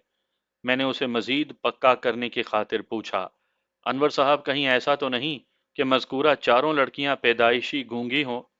इस दौरान कभी उनकी मेरे मौकिल से कोई बात ही ना हुई हो? ऐसा कैसे हो सकता है? वो बेइख्तियार उछल पड़ा। मार्केटिंग के शोबे में कोई गूंगा शख्स, खसूसन लड़की, कैसे चल सकती है? इसका मतलब है कि आप तस्दीक करते हैं कि वो चारों कुव्वत गोयाई से माला माल थीं? जी जी बिल्कुल। गोया वो चारों लड़कियां दूसरे स्टाफ की तरह मेरे मौकिल से बात भी करती थीं। जाहिर है इसमें कोई शक वाली बात तो नहीं। शुक्रिया, आपने मेरा शक दूर कर दिया। वो बदस्तूर उलझन ज़दा मुझे देखता रहा। मैंने कदरे सख्त लहजे में उससे इस्तफसार किया, انور کمال صاحب، تھوڑی دیر پہلے اسی عدالت کے کمرے میں معزز منصف کے روبرو آپ وکیل استغاثہ کی جرا کے جواب میں میرے موکل یعنی اس مقدمے کے ملزم مسٹر وارث علی کو اخلاق باختہ، بدتمیز، گنوار اور اجڑ اور جانے کیا کیا ثابت کرنے پر تلے ہوئے تھے، اور اس ذیل میں آپ نے ایک ریسیپشنسٹ فرحانہ کی مثال بھی پیش کی تھی، جو ملزم کی کسی بدتمیزی کے نتیجے میں نوکری پر لات مار کر چلی گئی تھی، اور اب آپ فرماتے ہیں کہ ملزم دیگر 4 خواتین کے ساتھ بڑے سلوک اور خوش اسلوبی سے رہ رہا تھا، یعنی ان کے ساتھ دوستانہ ماحول میں کام کر رہا تھا۔ انور صاحب، آپ کے کون سے بیان کو درست مانا جائے؟ نمبر 1، ملزم ایک بدتمیز، غیر شائستہ اور جھگڑالو انسان ہے، یا نمبر 2، وہ ایک امن پسند اور صلح جو انسان ہے؟ وہ میرے شکنجے میں پوری طرح کسا جا چکا تھا۔ فرار کا کوئی راستہ نہ پا کر اس نے امداد طلب نظروں سے وکیل استغاثہ کو دیکھا۔ وہ فوراً اس کی مدد کو لپکا۔ مجھے سخت اعتراض ہے جناب اعلیٰ، اس نے جج کی طرف دیکھتے ہوئے کہا، یہاں پر نیلوفر مرڈر کیس کی سماعت ہو رہی ہے، اور میرے فاضل دوست اسٹار انٹرپرائزز کے نجی معاملات کو زیر بحث لا کر معزز عدالت کا قیمتی وقت برباد کر رہے ہیں۔ انہیں ایسے ہتھ کنڈوں سے باز رہنے کی تلقین کی جائے۔ جج نے نظر کے چشمے کے اوپر سے سوالیہ نظر مجھ پر ڈالی اور پوچھا، بیگ صاحب، آپ کی جرح براہ راست اس کیس سے تعلق رکھتی ہے؟ ایبسلیوٹلی یور آنر، میں نے بآواز بلند کہا۔ میرا موکل اس کیس کا سب سے زیادہ متعلق کردار ہے۔ تھوڑی دیر پہلے اس کے کردار کو مسخ کرنے کے لیے استغاثہ نے جو بھونڈی کوشش کی ہے، میں تو نہایت ہی سادگی سے اس کا جواب دے رہا ہوں۔ اپنے موکل کا دفاع کرنا میرا اخلاقی، قانونی اور انسانی فرض ہے۔ میں اپنے موکل کے کردار کو پاک صاف ثابت کرنے کی صحیح کر رہا ہوں۔ That's all, your honor۔ جج نے گردن کو اسباتی جنبش دی، پھر کہا، بیگ صاحب پلیز پروسیڈ۔ اس کے بعد اس نے کٹہرے میں کھڑے استغاثہ کے گواہ کو حکم دیا، مسٹر انور کمال، آپ صاف اور واضح الفاظ میں بیگ صاحب کے سوال کا جواب دیں۔ جج نے اسے جواب دینے کے لیے پابند کیا تو وہ عجیب سی مشکل میں گرفتار ہو گیا۔ اس نے وکیل استغاثہ کے ساتھ مل کر پہلے میرے موکل کو بد کردار ثابت کرنے کی جو کوشش کی تھی، وہ کسی نکیلی ہڈی کی مانند اس کے حلق میں اٹک کر رہ گئی، کیونکہ بعد ازاں میں نے اپنے تیکھے سوالات کے نتیجے میں اس کے منہ سے یہ اگلوا کر دکھایا تھا کہ میرا موکل ایک ملنسار، معاون اور خوش اخلاق شخص تھا۔ گویا میں نے اپنے موکل کے کردار پر ہونے والے حملے کا منہ توڑ جواب دے ڈالا تھا۔ جب اس کی سمجھ میں نہ آیا تو وہ منمنانے والے انداز میں بولا، میرا خیال ہے فرحانہ والے معاملے میں شاید کوئی مس انڈرسٹینڈنگ ہو گئی تھی۔ یہ گویا وہ میرے موکل کی حمایت کر رہا تھا۔ میں نے چور کو اس کے گھر تک پہنچانے کی کوشش کرتے ہوئے کہا، انور صاحب، میرے موکل کو کسی قسم کی مس انڈرسٹینڈنگ ہوئی تھی اور نہ ہی فی الحقیقت ایسا کوئی ناخوشگوار واقعہ رونما ہوا تھا۔ میں آپ کو اصل معاملے کی یاد دلاتا ہوں، مجھے یقین ہے آپ بھولے ہوئے تو نہیں ہیں۔ چلیں، آپ کے توسط سے معزز عدالت کے ریکارڈ پر ایک اہم بات آ جائے گی۔ وہ پریشانی سے بغلیں جھانکنے لگا۔ میں نے جرا کے سلسلے کو اختتام تک لاتے ہوئے کہا، کیا یہ صحیح ہے کہ آپ کی کمپنی کے مالک یعنی آپ کے باس کا نام ایوب چنگیزی ہے؟ جی ہاں، اس نے تصدیق کی۔ میں نے پوچھا، کیا آپ کے باس کچھ زیادہ ہی آزاد خیال اور دل پھینک واقعہ ہوئے ہیں؟ وہ جزبز ہو کر رہ گیا اور کنکھیوں سے جج کی طرف دیکھنے لگا۔ میں نے قدرے ڈانٹ آمیز انداز میں کہا، میرے سوال کا جواب دیں مسٹر انور کمال۔ میں اس بارے میں کچھ نہیں جانتا، وہ جان چھڑاتے ہوئے بولا، مگر میں اتنی آسانی سے اس کی جان چھوڑنے والا تھا ہی نہیں۔ مجھے اپنے موکل کے کردار کو بے داغ ثابت کرنے کے لیے انہی طریقوں کو اختیار کرنا تھا۔ لہٰذا سوالات کے سلسلے کو آگے بڑھاتے ہوئے پوچھا، کیا یہ درست ہے کہ ایوب چنگیزی نے فرحانہ کو نان ٹیکنیکل اور نو آموز دیکھتے ہوئے اپنی آزاد خیالی آزمانے کی کوشش کی تھی، جس کے نتیجے میں وہ بھڑک اٹھی اور اسی لمحے نوکری چھوڑ کر چلی گئی تھی؟ جناب، آپ مجھ سے باس کے بارے میں سوال نہ کریں، مجھے نوکری… وہ بولتے بولتے اچانک رک گیا۔ انداز ایسے ہی تھا جیسے اسے کوئی بھیانک غلطی ہونے جا رہی تھی، اور اس نے فوراً اپنی زبان کو لگام دے ڈالی تھی۔ میں نے اس کی حالت سے محظوظ ہوتے ہوئے تمسخرانہ انداز میں کہا، انور صاحب، میں سمجھ گیا۔ باس کے بارے میں زبان کھولنے سے آپ کی نوکری بھی جا سکتی ہے۔ میں آپ کا دشمن نہیں، لہٰذا اس موضوع کو یہیں ختم کرتا ہوں۔ بہرحال آپ کے صحت مند تعاون کا بہت بہت شکریہ۔ وقوعہ کے روز آپ لوگ کافی دیر تک دفتر میں بیٹھے کام کر رہے تھے، اس کی کوئی خاص وجہ؟ کوئی خاص وجہ نہیں تھی، وہ سرسری انداز میں بولا۔ جب بھی کام زیادہ ہو ہمیں لیٹ سٹنگ کرنا پڑ جاتی ہے اور اکثر ایسے ہوتا ہے۔ وقوعہ کے روز آپ کے ساتھ اور کون بیٹھا کام کر رہا تھا؟ میرے علاوہ مرتضی اور اصور علی وہاں موجود تھے، اس نے جواب دیا۔ اس روز مقتولہ کے شوہر فرید عباس نے آپ کے دفتر فون کر کے ملزم کے بارے میں استفسار کیا تھا۔ کیا اس کی آپ سے بات ہوئی تھی؟ نہیں، مرتضی نے اس سے بات کی تھی۔ میں نے پوچھا۔ مقتولہ کے شوہر فرید عباس کا دعویٰ ہے کہ اس نے وقوعہ کے روز رات 9:15 بجے آپ کے دفتر فون کر کے ملزم کی بابت معلومات حاصل کی تھیں۔ کیا آپ وقت کے معاملے میں اس کے دعوے کی تصدیق کر سکتے ہیں؟ جناب، میں نے اس وقت گھڑی پر نگاہ تو نہیں ڈالی تھی، لیکن میرا خیال ہے کہ لگ بھگ اتنے ہی بجے ہوں گے۔ ٹھیک ہے، یہ جواب بھی چلے گا، میں نے سرسری انداز میں کہا۔ پھر پوچھا، وقوعہ کی رات پولیس کی آمد پر مقتولہ کے شوہر نے انہیں ملزم کے دفتر کے بارے میں بتایا تھا، اور کم و بیش 10:15 بجے رات انکوائری آفیسر نے بھی آپ کے دفتر فون کیا تھا، مگر وہاں کسی نے فون اٹینڈ نہیں کیا۔ اس کی کوئی خاص وجہ؟ ہم نے اس رات ٹھیک 10 بجے آفس بند کر دیا تھا، وہ اکتائے ہوئے انداز میں بولا۔ اس لیے 10:15 بجے وہاں فون اٹینڈ کرنے کے لیے کوئی بھی نہیں تھا۔ بس اتنی سی تو بات ہے۔ میں نے ایک نہایت ہی اہم بات اس کی زبان سے اگلوانے کی خاطر زاویہ سوالات کو تھوڑا گھما کر اس سے استفسار کیا۔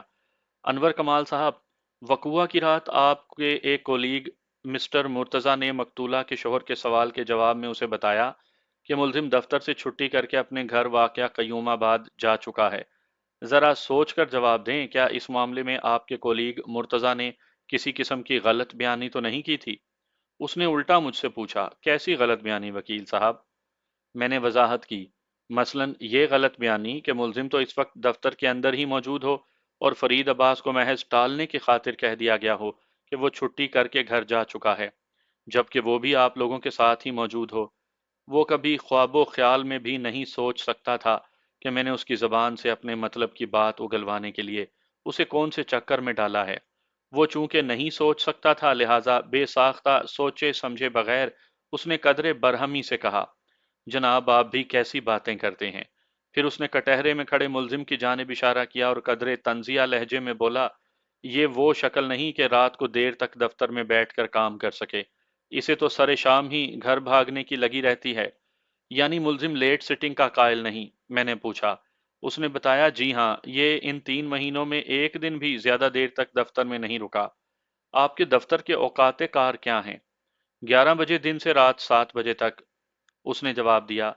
دفتر کا زیادہ تر سٹاف 7 بجے چھٹی کر کے گھروں کو چلا جاتا ہے، صرف 2-3 افراد ہی لیٹ سٹنگ کرتے ہیں، اور آپ بڑے وثوق سے بتا رہے ہیں کہ ملزم کا شمار ان 2-3 افراد میں کبھی نہیں ہوا۔ میں نے عام سے انداز میں یہ کہا تھا، بلکہ یہ دفتر کے سٹاف میں شامل ہے جو ٹھیک 7 بجے چھٹی کر کے گھر چلے جاتے ہیں۔ جی ہاں، بالکل ایسے ہی ہے، اس نے پورے اعتماد لہجے میں جواب دیا۔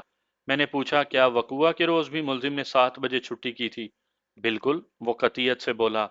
یہ کوئی چھٹی سے 10-15 منٹ پہلے دفتر پہنچا اور اپنے فارم دفتر کے متعلقہ شعبے میں جمع کروائے، پھر دن بھر کی کارکردگی کی رپورٹ پیش کی اور چھٹی کر کے گھر چلا گیا۔ یعنی آپ کا مطلب ہے فیلڈ میں کام کرنے والوں کو چھٹی سے پہلے دفتر میں دن بھر کی کارکردگی کی رپورٹ دینی ہوتی ہے، اس کے بعد وہ گھر جاتے ہیں، اور گھر جاتے وقت وہ کام اور دفتر سے متعلق تمام کاغذات اور دستاویزات کو مخصوص سیاہ بریف کیس میں بند کر کے دفتر ہی میں چھوڑ جاتے ہیں۔ جی ہاں، یہ ہمارے دفتر کا قاعدہ ہے اور اس کی پابندی سب پر لازم ہے۔ اس کا مطلب تو یہ ہوا کہ چھٹی کے بعد کوئی بھی فیلڈ آفیسر عملاً مارکیٹنگ کی پوزیشن میں نہیں رہتا، بس وہ زبانی جمع خرچ کے قابل ہی رہ جاتا ہے، حالانکہ یہ کامیاب مارکیٹنگ کے اصولوں کے خلاف ہے۔ وہ کندھے اچکاتے ہوئے بولا، لیکن ہمارے دفتر میں تو یہی اصول چلتا ہے۔ تھینک یو مسٹر انور کمال۔ میں نے استغاثہ کے گواہ کا شکریہ ادا کیا اور تیزی سے جج کی جانب مڑا۔ The point is to be noted, your honor، میں نے چیختے ہوئے لہجے میں کہا۔ جج سوالیہ نظر سے میری طرف دیکھنے لگا کہ میں پوائنٹ کی وضاحت بھی کروں۔ میں نے اس وضاحت سے پہلے وکیل استغاثہ کے چہرے کے تاثرات کا جائزہ لینا ضروری سمجھا۔ وہ شخص مجھے خاصا الجھا ہوا دکھائی دیا۔ جناب اعلیٰ، یہ بات بالکل درست ہے کہ لوہا لوہے کو کاٹتا ہے۔ اس وقت بھری عدالت میں نے اس حقیقت کو عملاً پیش کر کے دکھایا ہے۔ مسٹر انور کمال کا تعلق استغاثہ سے ہے، یعنی وہ میرے موکل اور اس کیس کے ملزم وارث علی کے خلاف گواہی دینے یہاں آیا تھا، اور ابتدا میں اس نے ایسی کوشش بھی کی، مگر انتہا تک پہنچتے پہنچتے میں نے غیر محسوس انداز میں اسے ملزم کی حمایت کے لیے قائل کر لیا، اور جاتے جاتے اس نے ایک ایسی حقیقت کا اعتراف کیا ہے جو میرے موکل کی بے گناہی ثابت کرنے کے لیے بہت کافی ہے۔ یور آنر، ملزم کی رہائش قیوم آباد کے علاقے میں ہے۔ وہاں یہ دو افراد کے ساتھ کرائے کے ایک مکان میں رہتا ہے۔ وقوعہ کے روز ملزم لگ بھگ 7:45 بجے گھر پہنچا تھا۔ اس نے دن بھر کی تھکن کو اتار پھینکنے کے لیے جاتے ہی غسل کیا، لباس تبدیل کیا، اور پھر تینوں افراد نے مل کر رات کا کھانا کھایا تھا۔ اذاں بعد رات 11 بجے پولیس نے ملزم کو اسی گھر سے گرفتار کیا تھا۔ ان واقعات اور شواہد کے لیے اگر گواہی کی ضرورت پیش آئی تو میں ملزم کے دونوں ہم رہائش ساتھیوں سلیم احمد اور نثار حسین کو صفائی کے گواہوں کی حیثیت سے معزز عدالت کے روبرو پیش کر سکتا ہوں، لیکن مجھے امید ہے کہ اس کی ضرورت پیش نہیں آئے گی، اور اس کی بھی ایک خاص وجہ ہے۔ یہ ضرورت اس لیے پیش نہیں آئے گی کہ استغاثہ کے معزز گواہ مسٹر انور کمال نے اس بات کی بڑی لوہا لوٹ تصدیق کی ہے۔ جناب اعلیٰ، تھوڑی دیر قبل معزز عدالت کے روبرو استغاثہ کے گواہ انور کمال نے بڑے واضح اور دو ٹوک الفاظ میں میری جرح کے جواب میں بتایا ہے کہ وقوعہ کے روز ملزم ٹھیک 7 بجے چھٹی کر کے دفتر سے نکل گیا تھا۔ بہادر آباد سے قیوم آباد تک پہنچنے کے لیے کم و بیش پونا گھنٹہ صرف ہوتا ہے، لہٰذا وہ 7:45 بجے گھر پہنچا۔ استغاثہ کے گواہ انور کمال نے یہ وضاحت بھی کی ہے کہ دفتر سے چھٹی کرتے وقت فیلڈ آفیسر تمام ضروری کاغذات اور دیگر لوازمات سروے کے دفتر ہی میں چھوڑ کر جاتے ہیں، گویا وہ چھٹی کے بعد مارکیٹنگ کا کام نہیں کرتے۔ اب میں اس تناظر میں معزز عدالت کی توجہ ایک اہم نکتے کی جانب مبذول کروانا چاہوں گا۔ جناب اعلیٰ، حالات و واقعات اور شواہد اس بات پر دلالت کرتے ہیں کہ وقوعہ کی رات ملزم ٹھیک 7 بجے دفتر سے نکلا اور کم و بیش 7:45 بجے وہ اپنے گھر پہنچ گیا، اور اس کے بعد گرفتاری کے وقت تک وہ گھر میں موجود رہا۔ دفتر سے گھر جانے کے دوران اس کے پاس ایسی کوئی دستاویزی شے بشمول سیاہ بریف کیس موجود نہیں تھی کہ وہ اسٹار انٹرپرائزز کے نمائندے کی حیثیت سے مارکیٹنگ کرتا پھرتا، لہٰذا صرف ایک امکان باقی رہ جاتا ہے کہ وہ 7 بجے سے پہلے، یعنی فیلڈ سے دفتر پہنچنے سے بھی پہلے، مقتولہ کے بنگلے پر گیا ہو۔ لیکن اس صورت میں ایک بہت بڑی خرابی پیدا ہو جائے گی جو استغاثہ کی عمارت کو پلک جھپکتے میں زمین سے بوسو کنار کرنے پر مجبور کر دے گی، اور وہ خرابی یہ ہے کہ پوسٹ مارٹم کی رپورٹ کے مطابق مقتولہ نیلوفر کی موت 4 جنوری، یعنی وقوعہ کی رات 8 اور 9 بجے کے درمیان واقع ہوئی تھی۔ یہ وہی دورانیہ ہے جب ملزم قیوم آباد میں اپنے گھر میں موجود تھا۔ پھر یہ کیسے ممکن ہو سکتا تھا کہ وہ 8 اور 9 بجے کے درمیان اپنی کمپنی کی مارکیٹنگ کے لیے مقتولہ کے بنگلے واقع مقبول آباد پہنچے، اسے مجرمانہ حملے کا نشانہ بنائے، اور بعد میں پکڑے جانے کے خوف سے وہ اسے موت کے گھاٹ اتار کر وہاں سے فرار ہو جائے؟ How can it possible your honour? اس سلگتے ہوئے سوال نے بھری عدالت میں ایک سناٹے جیسی کیفیت طاری کر دی۔ یوں محسوس ہوتا تھا کہ وہاں موجود ہر ذی روح اور ہر شے کو کوئی خطرناک سانپ سونگھ گیا ہو۔ جج نے میری طرف دیکھتے ہوئے اپنی گردن کو اسباتی جنبش دی اور میرے اٹھائے گئے پوائنٹ کو اپنے سامنے پھیلے ہوئے کاغذات میں سے ایک پر بڑی سنجیدگی سے نوٹ کرنے لگا۔ عدالت کا مقررہ وقت ختم ہونے میں صرف 2 منٹ باقی رہ گئے تھے۔ اس قلیل مدت میں چونکہ کسی اور گواہ کی شہادت ممکن نہیں تھی، لہٰذا جج نے 15 روز بعد کی تاریخ دے کر عدالت برخاست کرنے کا اعلان کر دیا۔ The court is adjourned. میں عدالت کے کمرے سے باہر نکلا تو ملزم کا باپ اور بڑا بھائی میرے دائیں بائیں ساتھ ساتھ چل رہے تھے۔ امانت علی اس پیشی پر دیانت علی کو بھی ساتھ لے کر آیا تھا۔ دیانت علی اور وارث علی میں گہری مشابہت پائی جاتی تھی۔ اس روز امانت علی خاصا پرجوش دکھائی دیتا تھا۔ پہلے والی مایوسی اور افسردگی اس کے چہرے پر نظر نہیں آتی تھی۔ بیگ صاحب، آج تو آپ نے کمال کر دیا، امانت علی نے تعریفی انداز میں کہا۔ مجھے امید ہے بہت جلد وارث علی اس مصیبت سے نکل آئے گا۔ کوشش تو میں یہی کر رہا ہوں، میں نے سرسری لہجے میں کہا۔ دیکھیں آگے آگے کیا ہوتا ہے، انشاءاللہ سب ٹھیک ہو جائے گا۔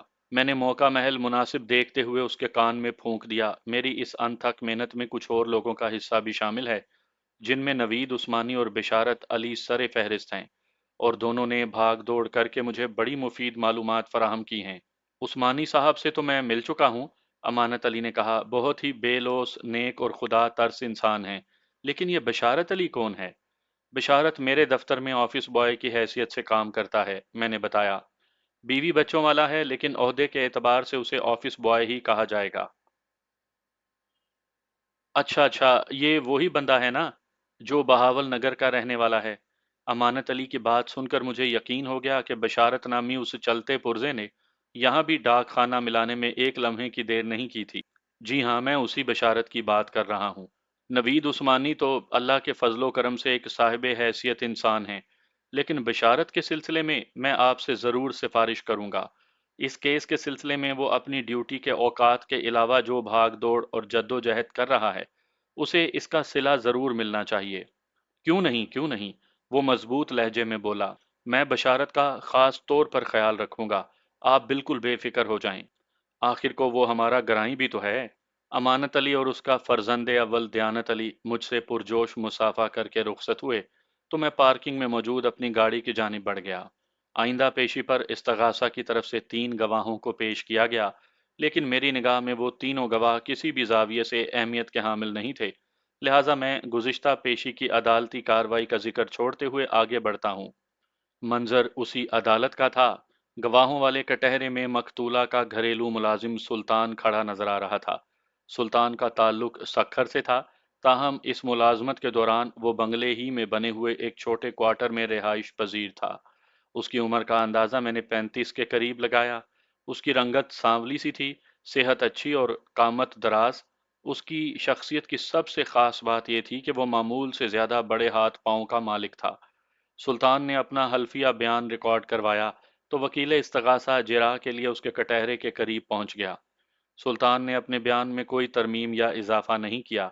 ये वही बयान था जो वकुआ के रोज उसने पुलिस को दिया था। मैं तवक्को कर रहा था कि अनवर कमाल पर होने वाली जिराह के नतीजे में शायद इस्तगासा की तरफ से कोई नई तब्दीली देखने को मिले, लेकिन ऐसा कुछ भी सामने नहीं आया था। वकील इस्तगासा ने सरसरी सी जिरा के बाद सुल्तान को फारिग कर दिया, तो मैं सवालो जवाब के लिए उसके नज़दीक पहुंच गया। चंद लम्हात तक मैं बगौर उसके चेहरे के तासुरात का जायज़ा लेता रहा, फिर उसे मुखातिब किया। मिस्टर सुल्तान, आपको मकतूला के बंगले पर काम करते हुए कितना अरसा हुआ है? काफ़ी अरसा हो गया है जनाब, मैंने कदरे सख्त लहजे में कहा। लफ्ज़ काफ़ी मेरे सवाल के जवाब के लिए काफ़ी नहीं, तुम सालों में जवाब दो। जी यही कोई 4-5 साल हुए हैं। तुम मज़कूरा बंगले पर क्या करते हो? बुनियादी तौर पर तो मैं चौकीदार हूँ, उसने बताया। इसके अलावा ऊपर के तमाम काम भी करता हूँ। मेरी मालूमात के मुताबिक तुम्हारी ड्राइविंग की सलाहियत फरीद अब्बास के इल्म में है। फिर वो तुमसे गाड़ी क्यों नहीं चलवाते? उनकी मर्जी है जनाब, मैं कोई जोर थोड़ी दे सकता हूँ, वो सादगी से बोला। मिस्टर सुल्तान, मैंने उसकी आंखों में देखते हुए सवाल किया, वकुआ की रात जब मुलजिम उस बंगले पर पहुंचा तो क्या तुम गेट पर मौजूद थे? जी हाँ, मैं उस वक्त ड्यूटी पर हाजिर था। तुम्हारे ख्याल में उस वक्त क्या बजा होगा? उस वक्त रात के 8 बजे थे, वो रटे रटाए अंदाज में बोला।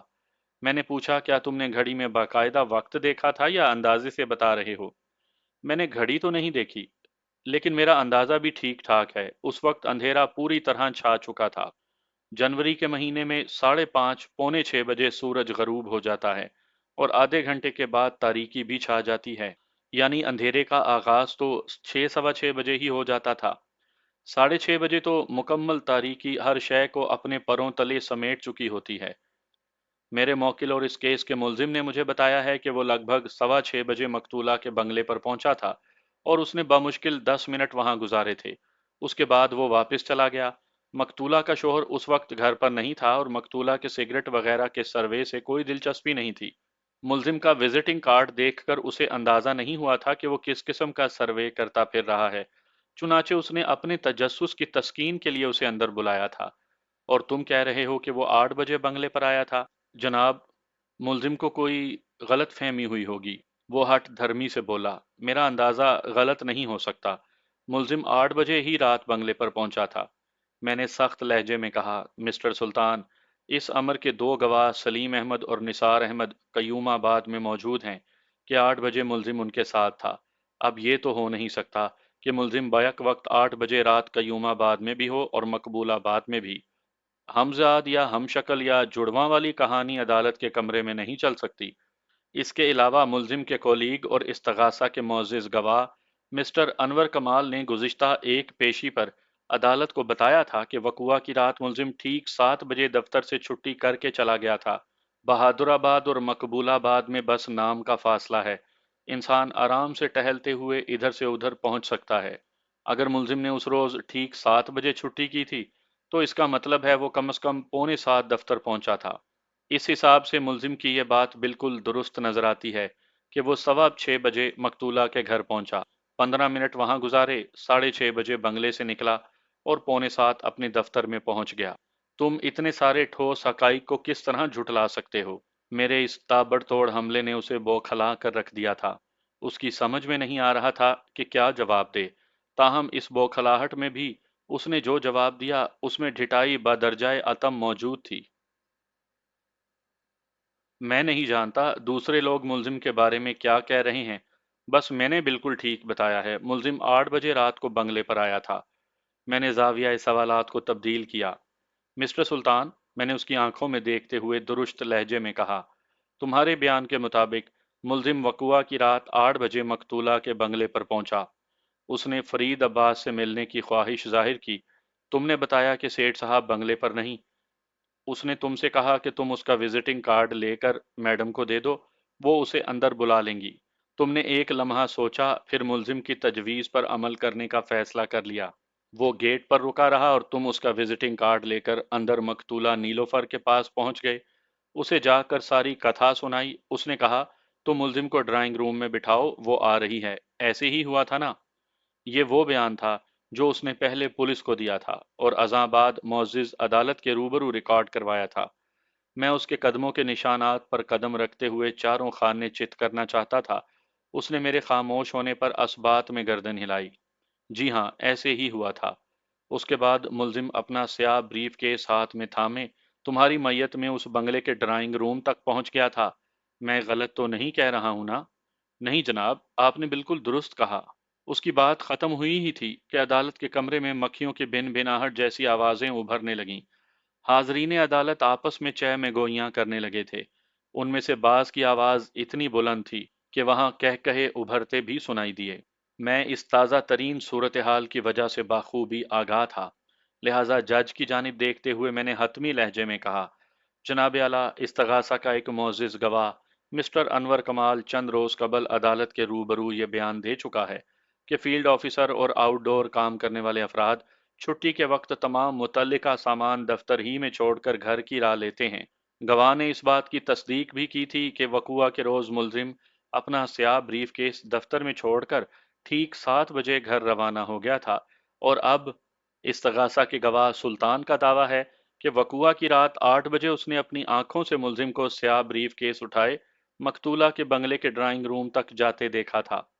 اس صورتحال کی روشنی میں تینوں میں سے کوئی ایک بات درست ہو سکتی ہے۔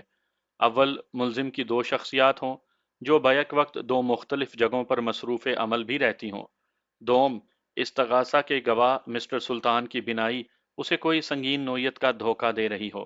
سوم، ملزم وارث علی وقوعہ کے روز 8 بجے نہیں بلکہ سیاہ بریف کیس اٹھائے لگ بھگ 6:15 بجے جائے واردات پر پہنچا ہو۔ یور آنر، اگر ہم امکان اول کا جائزہ لیں تو اسے رد کرنا ناگزیر ہو جائے گا۔ عدالت کسی بھی قانون کی روح سے یہ تسلیم نہیں کرے گی کہ ملزم 4 جنوری یعنی وقوعہ کے روز اپنی دو شخصیات کے ساتھ بیک وقت قیوم آباد اور مقبولہ آباد میں نہ صرف موجود تھا بلکہ وہ کسی نہ کسی کارروائی میں بھی مصروف تھا۔ امکان دوم کو غلط یا درست ثابت کرنے کے لیے ہمیں کسی ماہر امراض چشم سے گواہ سلطان کی آنکھوں کا معائنہ کروانا پڑے گا۔ قرائن سے اندازہ ہوتا ہے کہ گواہ کی نظر بالکل درست ثابت ہوگی، لہٰذا امکان دوم بھی خود بخود خارج از امکان کی صورت اختیار کر جائے گا۔ امکان سوم ہی وہ واحد امکان ہے جو ہر لحاظ سے راست دکھائی دیتا ہے، یعنی وقوعہ کے روز ملزم کم و بیش 6:15 بجے جائے واردات پر پہنچا تھا، جبکہ پوسٹ مارٹم کی رپورٹ ہمیں یہ بتاتی ہے کہ مقتولہ نیلوفر کو رات 8 اور 9 بجے کے درمیان مجرمانہ حملے کا نشانہ بنانے کے بعد گلا گھونٹ کر موت کے گھاٹ اتارا گیا تھا۔ اور اس صورت میں میرا موکل اور اس کیس کا ملزم وارث علی سراسر بے گناہ نظر آتا ہے۔ اسے ایک سوچی سمجھی یا اتفاقیہ سازش کے تحت اس مقدمے میں ملوث کرنے کی کوشش کی گئی ہے، لہٰذا میں معزز عدالت سے پرزور اپیل کرتا ہوں کہ وہ میرے موکل کو باعزت بری کرنے کے احکام صادر کرے۔ جج نے بڑے معنی خیز انداز میں میری طرف دیکھا اور سوال کیا، بیگ صاحب، آپ کی جرح مکمل ہو گئی یا آپ استغاثہ کے گواہ مسٹر سلطان سے مزید کوئی سوال پوچھیں گے؟ جج کا حتمی اور دو ٹوک انداز دیکھ کر وکیل استغاثہ تشویش میں مبتلا ہو گیا۔ اس کے چہرے کے تاثرات بتاتے تھے کہ اس وقت اس کے اندر ایک طوفانی کھلبلی مچی ہوئی ہے۔ اس اندیشے نے اسے بوکھلا کر رکھ دیا تھا کہ کہیں جج اسی وقت ملزم کے حق میں فیصلہ نہ سنا دے۔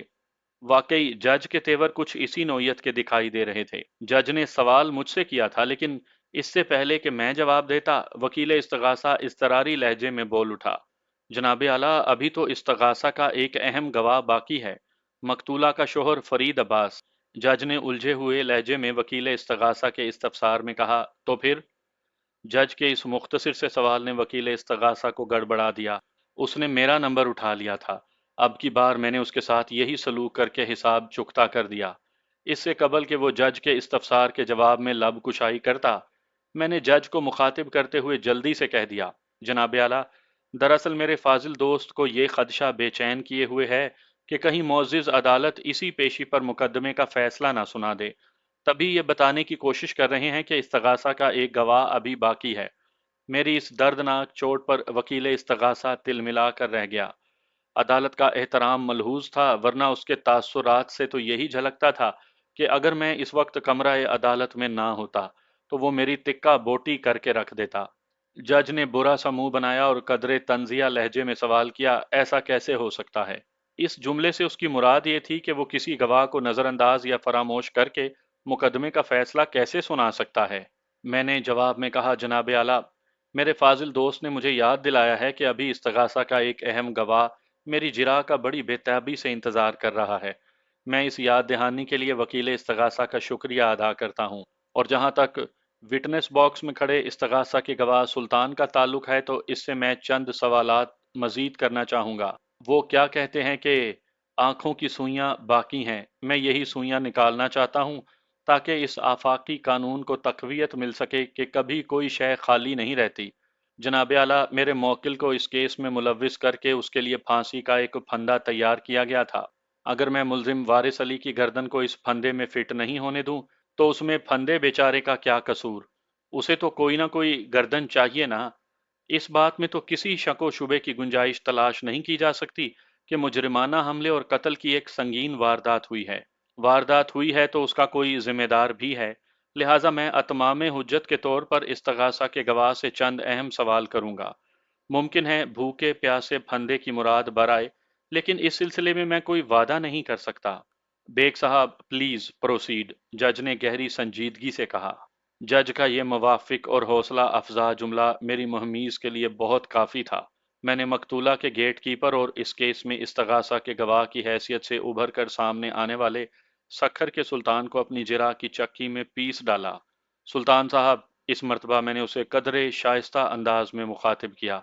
یہ کچھ ایسی نوعیت کی خاطرداری تھی جو بکرے کو قربان کرنے سے پہلے کی جاتی ہے۔ آپ نے پہلے پولیس کو اور ازاں بعد معزز عدالت کے روبرو جو بیان دیا ہے، اس کی روشنی میں آپ نے وقوعہ کے روز جب اپنی مالکن مقتولہ نیلوفر کو اس کے بیڈ روم میں بے آبرو اور زندگی سے خالی دیکھا تو آپ پہلے ملزم کی تلاش میں بنگلے سے باہر آئے۔ بقول آپ کے ملزم آپ کو کہیں دکھائی نہ دیا۔ پھر آپ نے بنگلے کے اندر پہنچ کر مقتولہ کے شوہر فرید عباس کو فون کیا، لیکن یہ اتفاق ہے کہ آپ کی اس سے بات نہ ہو سکی کیونکہ وہ گھر آنے کے لیے پہلے ہی نکل چکا تھا۔ آپ کے اس بیان کی تصدیق یا تردید کے چکر میں پڑے بغیر ہم آگے بڑھتے ہیں۔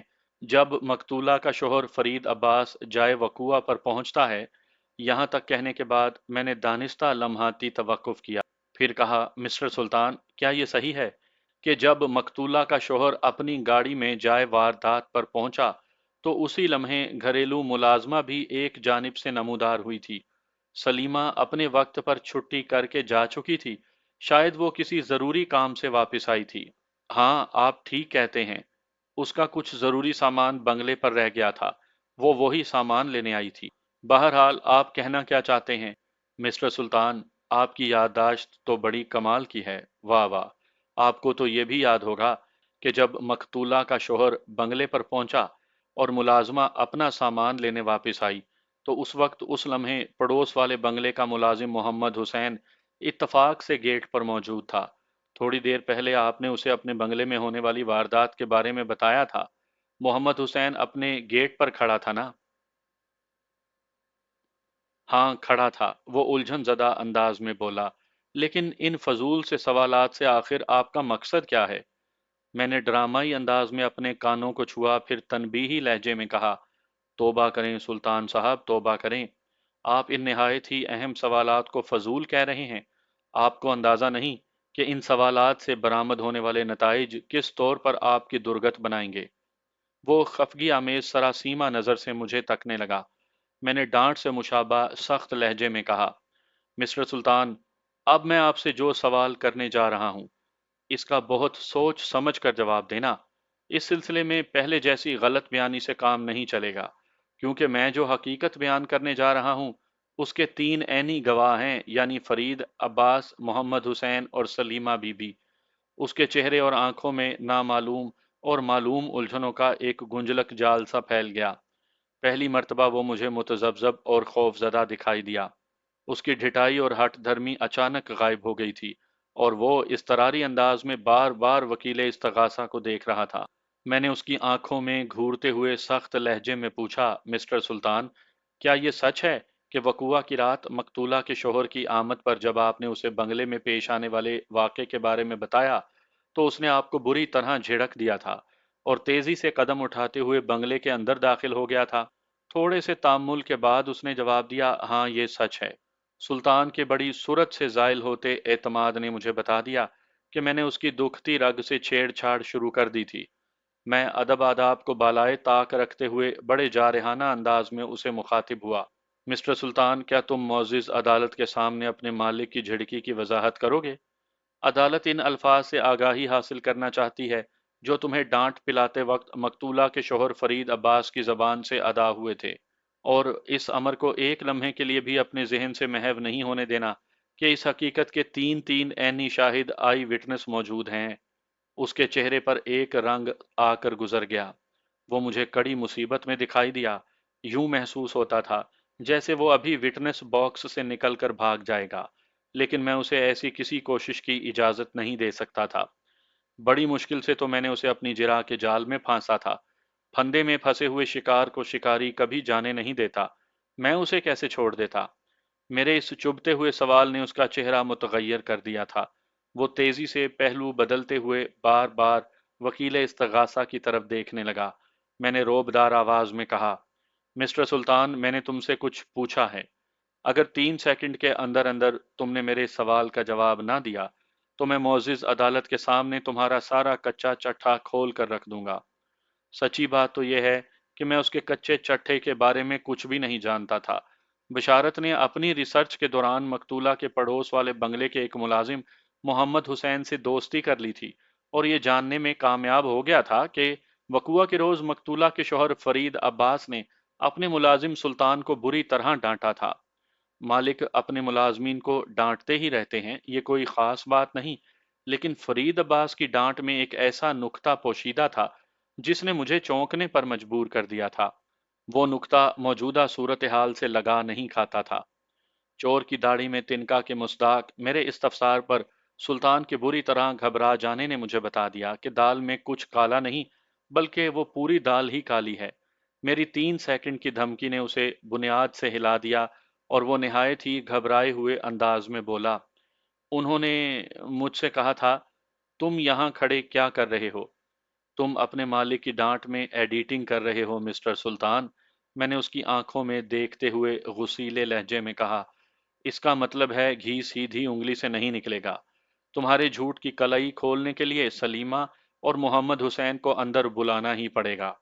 بات ختم کرتے ہی میں نے اچانک ایسی نظر سے عدالت کے کمرے کی دروازے کی جانب دیکھا جیسے باہر کھڑے محمد حسین اور سلیمہ کو اندر آنے کا اشارہ کر رہا ہوں۔ یہ ایک میری نفسیاتی چال تھی जो बर वक्त और मौसर साबित हुई। सुल्तान ने कटहरे की रेलिंग का सहारा लेते हुए मुर्दा से लहजे में कहा, मुझे सही अल्फाज याद नहीं आ रहे। फरीद साहब ने शायद ये कहा था कि अभी तक तुम यहाँ क्या कर रहे हो। कोई बात नहीं मिस्टर सुल्तान। मैं उसके इंतहाई करीब चला गया और उसकी आंखों में देखते हुए कहा, अगर तुम्हें सही अल्फाज याद नहीं आ रहे तो मैं याद दिलाता हूँ।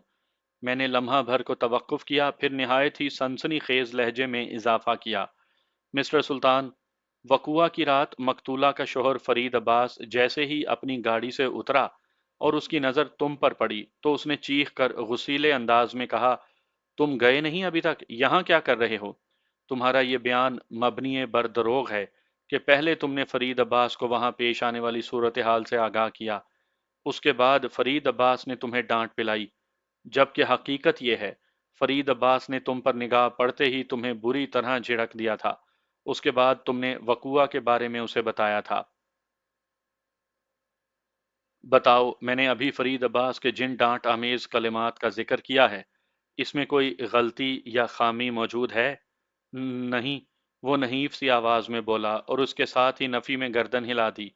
इसका मतलब है तुम तस्दीक करते हो कि वकुआ के रोज फरीद अब्बास ने तुम पर नजर पड़ते ही कहा था कि तुम गए नहीं, अभी तक यहाँ क्या कर रहे हो। जी, वो अपनी गर्दन पर हाथ फेरते हुए फंसी फंसी आवाज में बोला, उन्होंने गुस्से के आलम में मुझसे यही कहा था। इससे जाहिर होता है कि उस रोज तुम्हें कहीं जाना था। मैंने उसे तेज नजर से घूरते हुए कहा, इसीलिए तुम्हें वहां देखकर फरीद अब्बास को शदीद हैरत हुई थी और उसने तुम्हें डांट दिया था। उसने असबात में गर्दन हिलाने पर इक्तफा किया। मैंने गंभीर लहजे में पूछा, मिस्टर सुल्तान, मोअज़्ज़िज़ अदालत ये जानना चाहती है कि तुम्हें कहाँ जाना था। उसने एक मर्तबा फिर इज़्तरारी अंदाज में अपनी गर्दन को सहलाया और शिकस्त खूरदा लहजे में बोला, पानी। इसके साथ ही अदालत का मुकर्ररा वक्त ख़त्म हो गया। आइंदा पेशी पर सुल्तान ने इकबाल जुर्म कर लिया। अदालती कार्रवाई के दौरान हर गुजरते लम्हे के साथ जो जो अहम बातें साबित होकर सामने आती हैं, उन्हें बाकायदा नोट करके एक रिकॉर्ड की सूरत दे दी जाती है। मैंने अब तक की जिरा में अपने मौकिल को बेगुनाह साबित कर दिया था। अज़ीं इलावा गुज़िश्ता पेशी पर मैंने इस्तग़ासा के अहम गवाह सुल्तान को जिस तरह अपने चुभते हुए सवालात की चक्की में पीस डाला था, इससे केस का पांसा ही पलट गया। बिला आखिर वो घुटने टेकने पर मजबूर हो गया। उसने इकरार जुर्म करते हुए एक तवील और सनसनीखेज बयान दिया, जिसमें उसने मकतूला के शोहर फरीद अब्बास को भी रगड़ डाला। वकील इस्तगासा फरीद अब्बास की गवाही का इंतजार ही करता रह गया और मैंने इस्तगासा के उस गवाह को एक मुजरिम की हैसियत से कटहरे में ला खड़ा किया। आपके तजस्सुस की तस्कीन के लिए मैं सुल्तान के बयान का खुलासा यहाँ पेश करता हूँ। सुल्तान के मुताबिक फरीद अब्बास ने मालो जायदाद और कारोबार के हसूल की खातिर अपनी बीवी मकतूला नीलोफर को मौत के घाट उतारने का फैसला किया था और इस काम के लिए उसने सुल्तान का इंतखाब किया था। प्रोग्राम के मुताबिक सुल्तान ने गला घोंट कर नीलोफर को मौत के घाट उतारना था। फरीद अब्बास घर आकर उसकी कारकर्दगी का जायजा लेता और मुतमईन होने के बाद उसे 50,000 के करेंसी नोट दे देता। वो ये रकम लेकर कहीं भी गायब हो जाता। फरीद अब्बास दुनिया वालों को यही बताता कि उसका घरेलू मुलाजिम उसकी बीवी को कत्ल करके कहीं फरार हो गया है और जाते हुए जेवरात और नकदी भी चुरा कर ले गया है। सुल्तान ने मुतालबा किया था कि वो 50,000 रुपए उसे पेशगी दे दे ताकि अपना काम करने के बाद वो कहीं भी निकल जाए, लेकिन फरीद अब्बास ये रिस्क लेने को तैयार नहीं था। उसने सुल्तान से कहा कि वो अपना काम करके तारिक रोड पर एक होटल में उसका इंतजार करे। वो घर पहुंचकर उसकी कारकर्दगी का जायजा लेगा, फिर होटल में आकर अदायगी कर देगा। सुल्तान इस बात के लिए राजी हो गया। इसीलिए फरीद अब्बास ने सुल्तान को देखते ही हैरत और गुस्से के मिलते जुलते अल्फाज में बेसाख्ता कहा था, तुम गए नहीं, अभी तक यहाँ क्या कर रहे हो। सुल्तान शायद तयशुदा प्रोग्राम पर अमल कर डालता, लेकिन वारिस अली की आमद ने उसे एक नई राह सुझा दी और ये बात भी उसकी एक हमाकत के बाद उसके जहन में उजागर हुई थी। फरीद अब्बास के साथ तय था कि वो रात 8 और 9 बजे के दरमियान गला घोंटकर नीलोफर की जिंदगी का चिराग गुल कर देगा। वो इसी प्रोग्राम पर अमल करने का इरादा रखता था। लेकिन जब मुल्जिम वारिस अली बंगले से रुखसत हुआ तो उसके दिल में खुदबुद होने लगी कि अंदर जाकर देखे नीलोफर क्या कर रही है। اسی اشتیاق کے باعث اس نے نیلوفر کے بیڈ روم کے دروازے تک کئی چکر لگائے، اور ایک مرتبہ وہ بیڈ روم میں داخل ہو ہی گیا۔ مقتولہ اس وقت ڈریسنگ کے سامنے بیٹھی کہیں باہر جانے کے لیے تیار ہو رہی تھی۔ نیلوفر ایک حسین و جمیل عورت تھی۔ بناؤ سنگھار نے اس کے حسن اور دلکشی میں چار چاند لگا دیے تھے۔ سلطان کے مطابق اسی لمحے شیطان نے اس کے ذہن کو اپنی مٹھی میں لے لیا۔ اس کے ذہن میں صرف ایک ہی سوچ تھی کہ اگر اس کے ہاتھوں اس حسن و شباب کے خزانے کو دفن ہونا ہی ہے تو وہ بھی کیوں نہ تھوڑا فیض اٹھا لے، اور اس نے اپنی اس شیطانی سوچ پر عمل کر ڈالا۔ جب وہ اپنی اور اپنے مالک فرید عباس کی خواہش کی تکمیل کر چکا تو اسے ایک گہری تشویش نے آ گھیرا۔ فرید عباس نے اس کے ذمے جو کام لگایا تھا اس نے اس سے کہیں زیادہ سر انجام دے ڈالا تھا، لہٰذا اسے یقین تھا کہ اس کے 50,000 روپے تو پتہ نہیں اسے ملیں گے یا نہیں۔ البتہ یہ ممکن ہے کہ فرید عباس کوئی نئی چال چل کر اسے کسی مصیبت میں ضرور گرفتار کروا سکتا تھا۔ چنانچہ اس کے الجھے ہوئے اور پریشان دماغ نے یہی مشورہ دیا کہ اس بنگلے پر پیش آنے والے واقعات کی پوری ذمہ داری اگر وارث علی کے کندھوں پر ڈال دی جائے تو بچت ہی بچت ہے۔ میں حالات و واقعات کی روشنی میں تمام حقائق کو ٹھوس دلائل اور ثبوت کے ساتھ معزز عدالت کے علم میں لا چکا تھا، لہٰذا آئندہ پیشی پر جج نے میرے موکل اور اس مقدمے کے ملزم وارث علی کو باعزت بری کر دیا۔ وارث علی اپنی رہائی پر بہت خوش تھا۔ اس وقت اس کا بڑا بھائی دیانت علی اور باپ امانت علی بھی وہاں موجود تھے، اور ظاہر ہے وہ بھی اپنے گھر کی ایک فرد کی بریت پر خوش تھے۔ میں نے مذاق کے انداز میں وارث علی سے پوچھا، کیا اب بھی تم اسی قسم کی نوکری کرو گے یا؟ میں نے دانستہ جملہ ادھورا چھوڑا تو وہ دونوں ہاتھ اپنے کانوں کو لگاتے ہوئے بولا، بیگ صاحب میری توبہ، بس ایک تجربہ ہی کافی ہے۔ ملازمت میں ملازم ہمیشہ زیر رہتا ہے اور مالک زبر۔ جب اللہ نے ہمیں عزت دے رکھی ہے تو پھر اپنے خاندانی کام کو ہی کیوں نہ آگے بڑھاؤں؟ نوکریوں وغیرہ میں کیا رکھا ہے سوائے پریشانی اور خواری کے؟ امانت علی نے آسمان کی طرف دیکھتے ہوئے تشکرانہ انداز میں کہا، اللہ تیرا لاکھ لاکھ شکر ہے، دیر ہی سے صحیح لیکن اسے عقل تو آ گئی۔ امانت علی کا اشارہ اپنے بیٹے وارث علی کی جانب تھا۔ میں نے اس موقع پر ٹھہرے ہوئے لہجے میں کہا، وارث علی، تم حالات کے نشیب و فراز میں اس طور پر الجھ کر رہ گئے تھے کہ تمہیں زمانے کے زیر و زبر کا بخوبی اندازہ بلکہ تجربہ ہو گیا، لیکن ابھی پیش کا تجربہ باقی ہے۔ پیش؟ وہ متعجب نظروں سے دیکھنے لگا۔ ہاں پیش، میں نے ایک ایک لفظ پر زور دیتے ہوئے کہا، جس طرح زیر اور زبر ہوتے ہیں نا، بالکل ویسے ہی پیش بھی ہوتا ہے۔ تو میں پیش کے تجربے سے کیوں گزروں؟ اس کے لہجے میں حیرت تھی۔ میں نے اس کی آنکھوں میں دیکھتے ہوئے کہا، اس تجربے سے گزرنے کا واحد ذریعہ شادی ہے۔ اس کے چہرے پر ایک رنگ سا آ کر گزر گیا۔ اس نے کنکھیوں سے اپنے باپ اور بھائی کی طرف دیکھا، پھر گردن جھکاتے ہوئے بڑی فرما برداری سے بولا، ٹھیک ہے بیگ صاحب، میں آپ کے مشورے پر عمل کرنے کے بارے میں سوچوں گا۔ سوچو گے تو ایک دن عمل کرنے کے فیصلے پر بھی پہنچ جاؤ گے۔ اس نے دھیرے سے اثبات میں گردن ہلا دی۔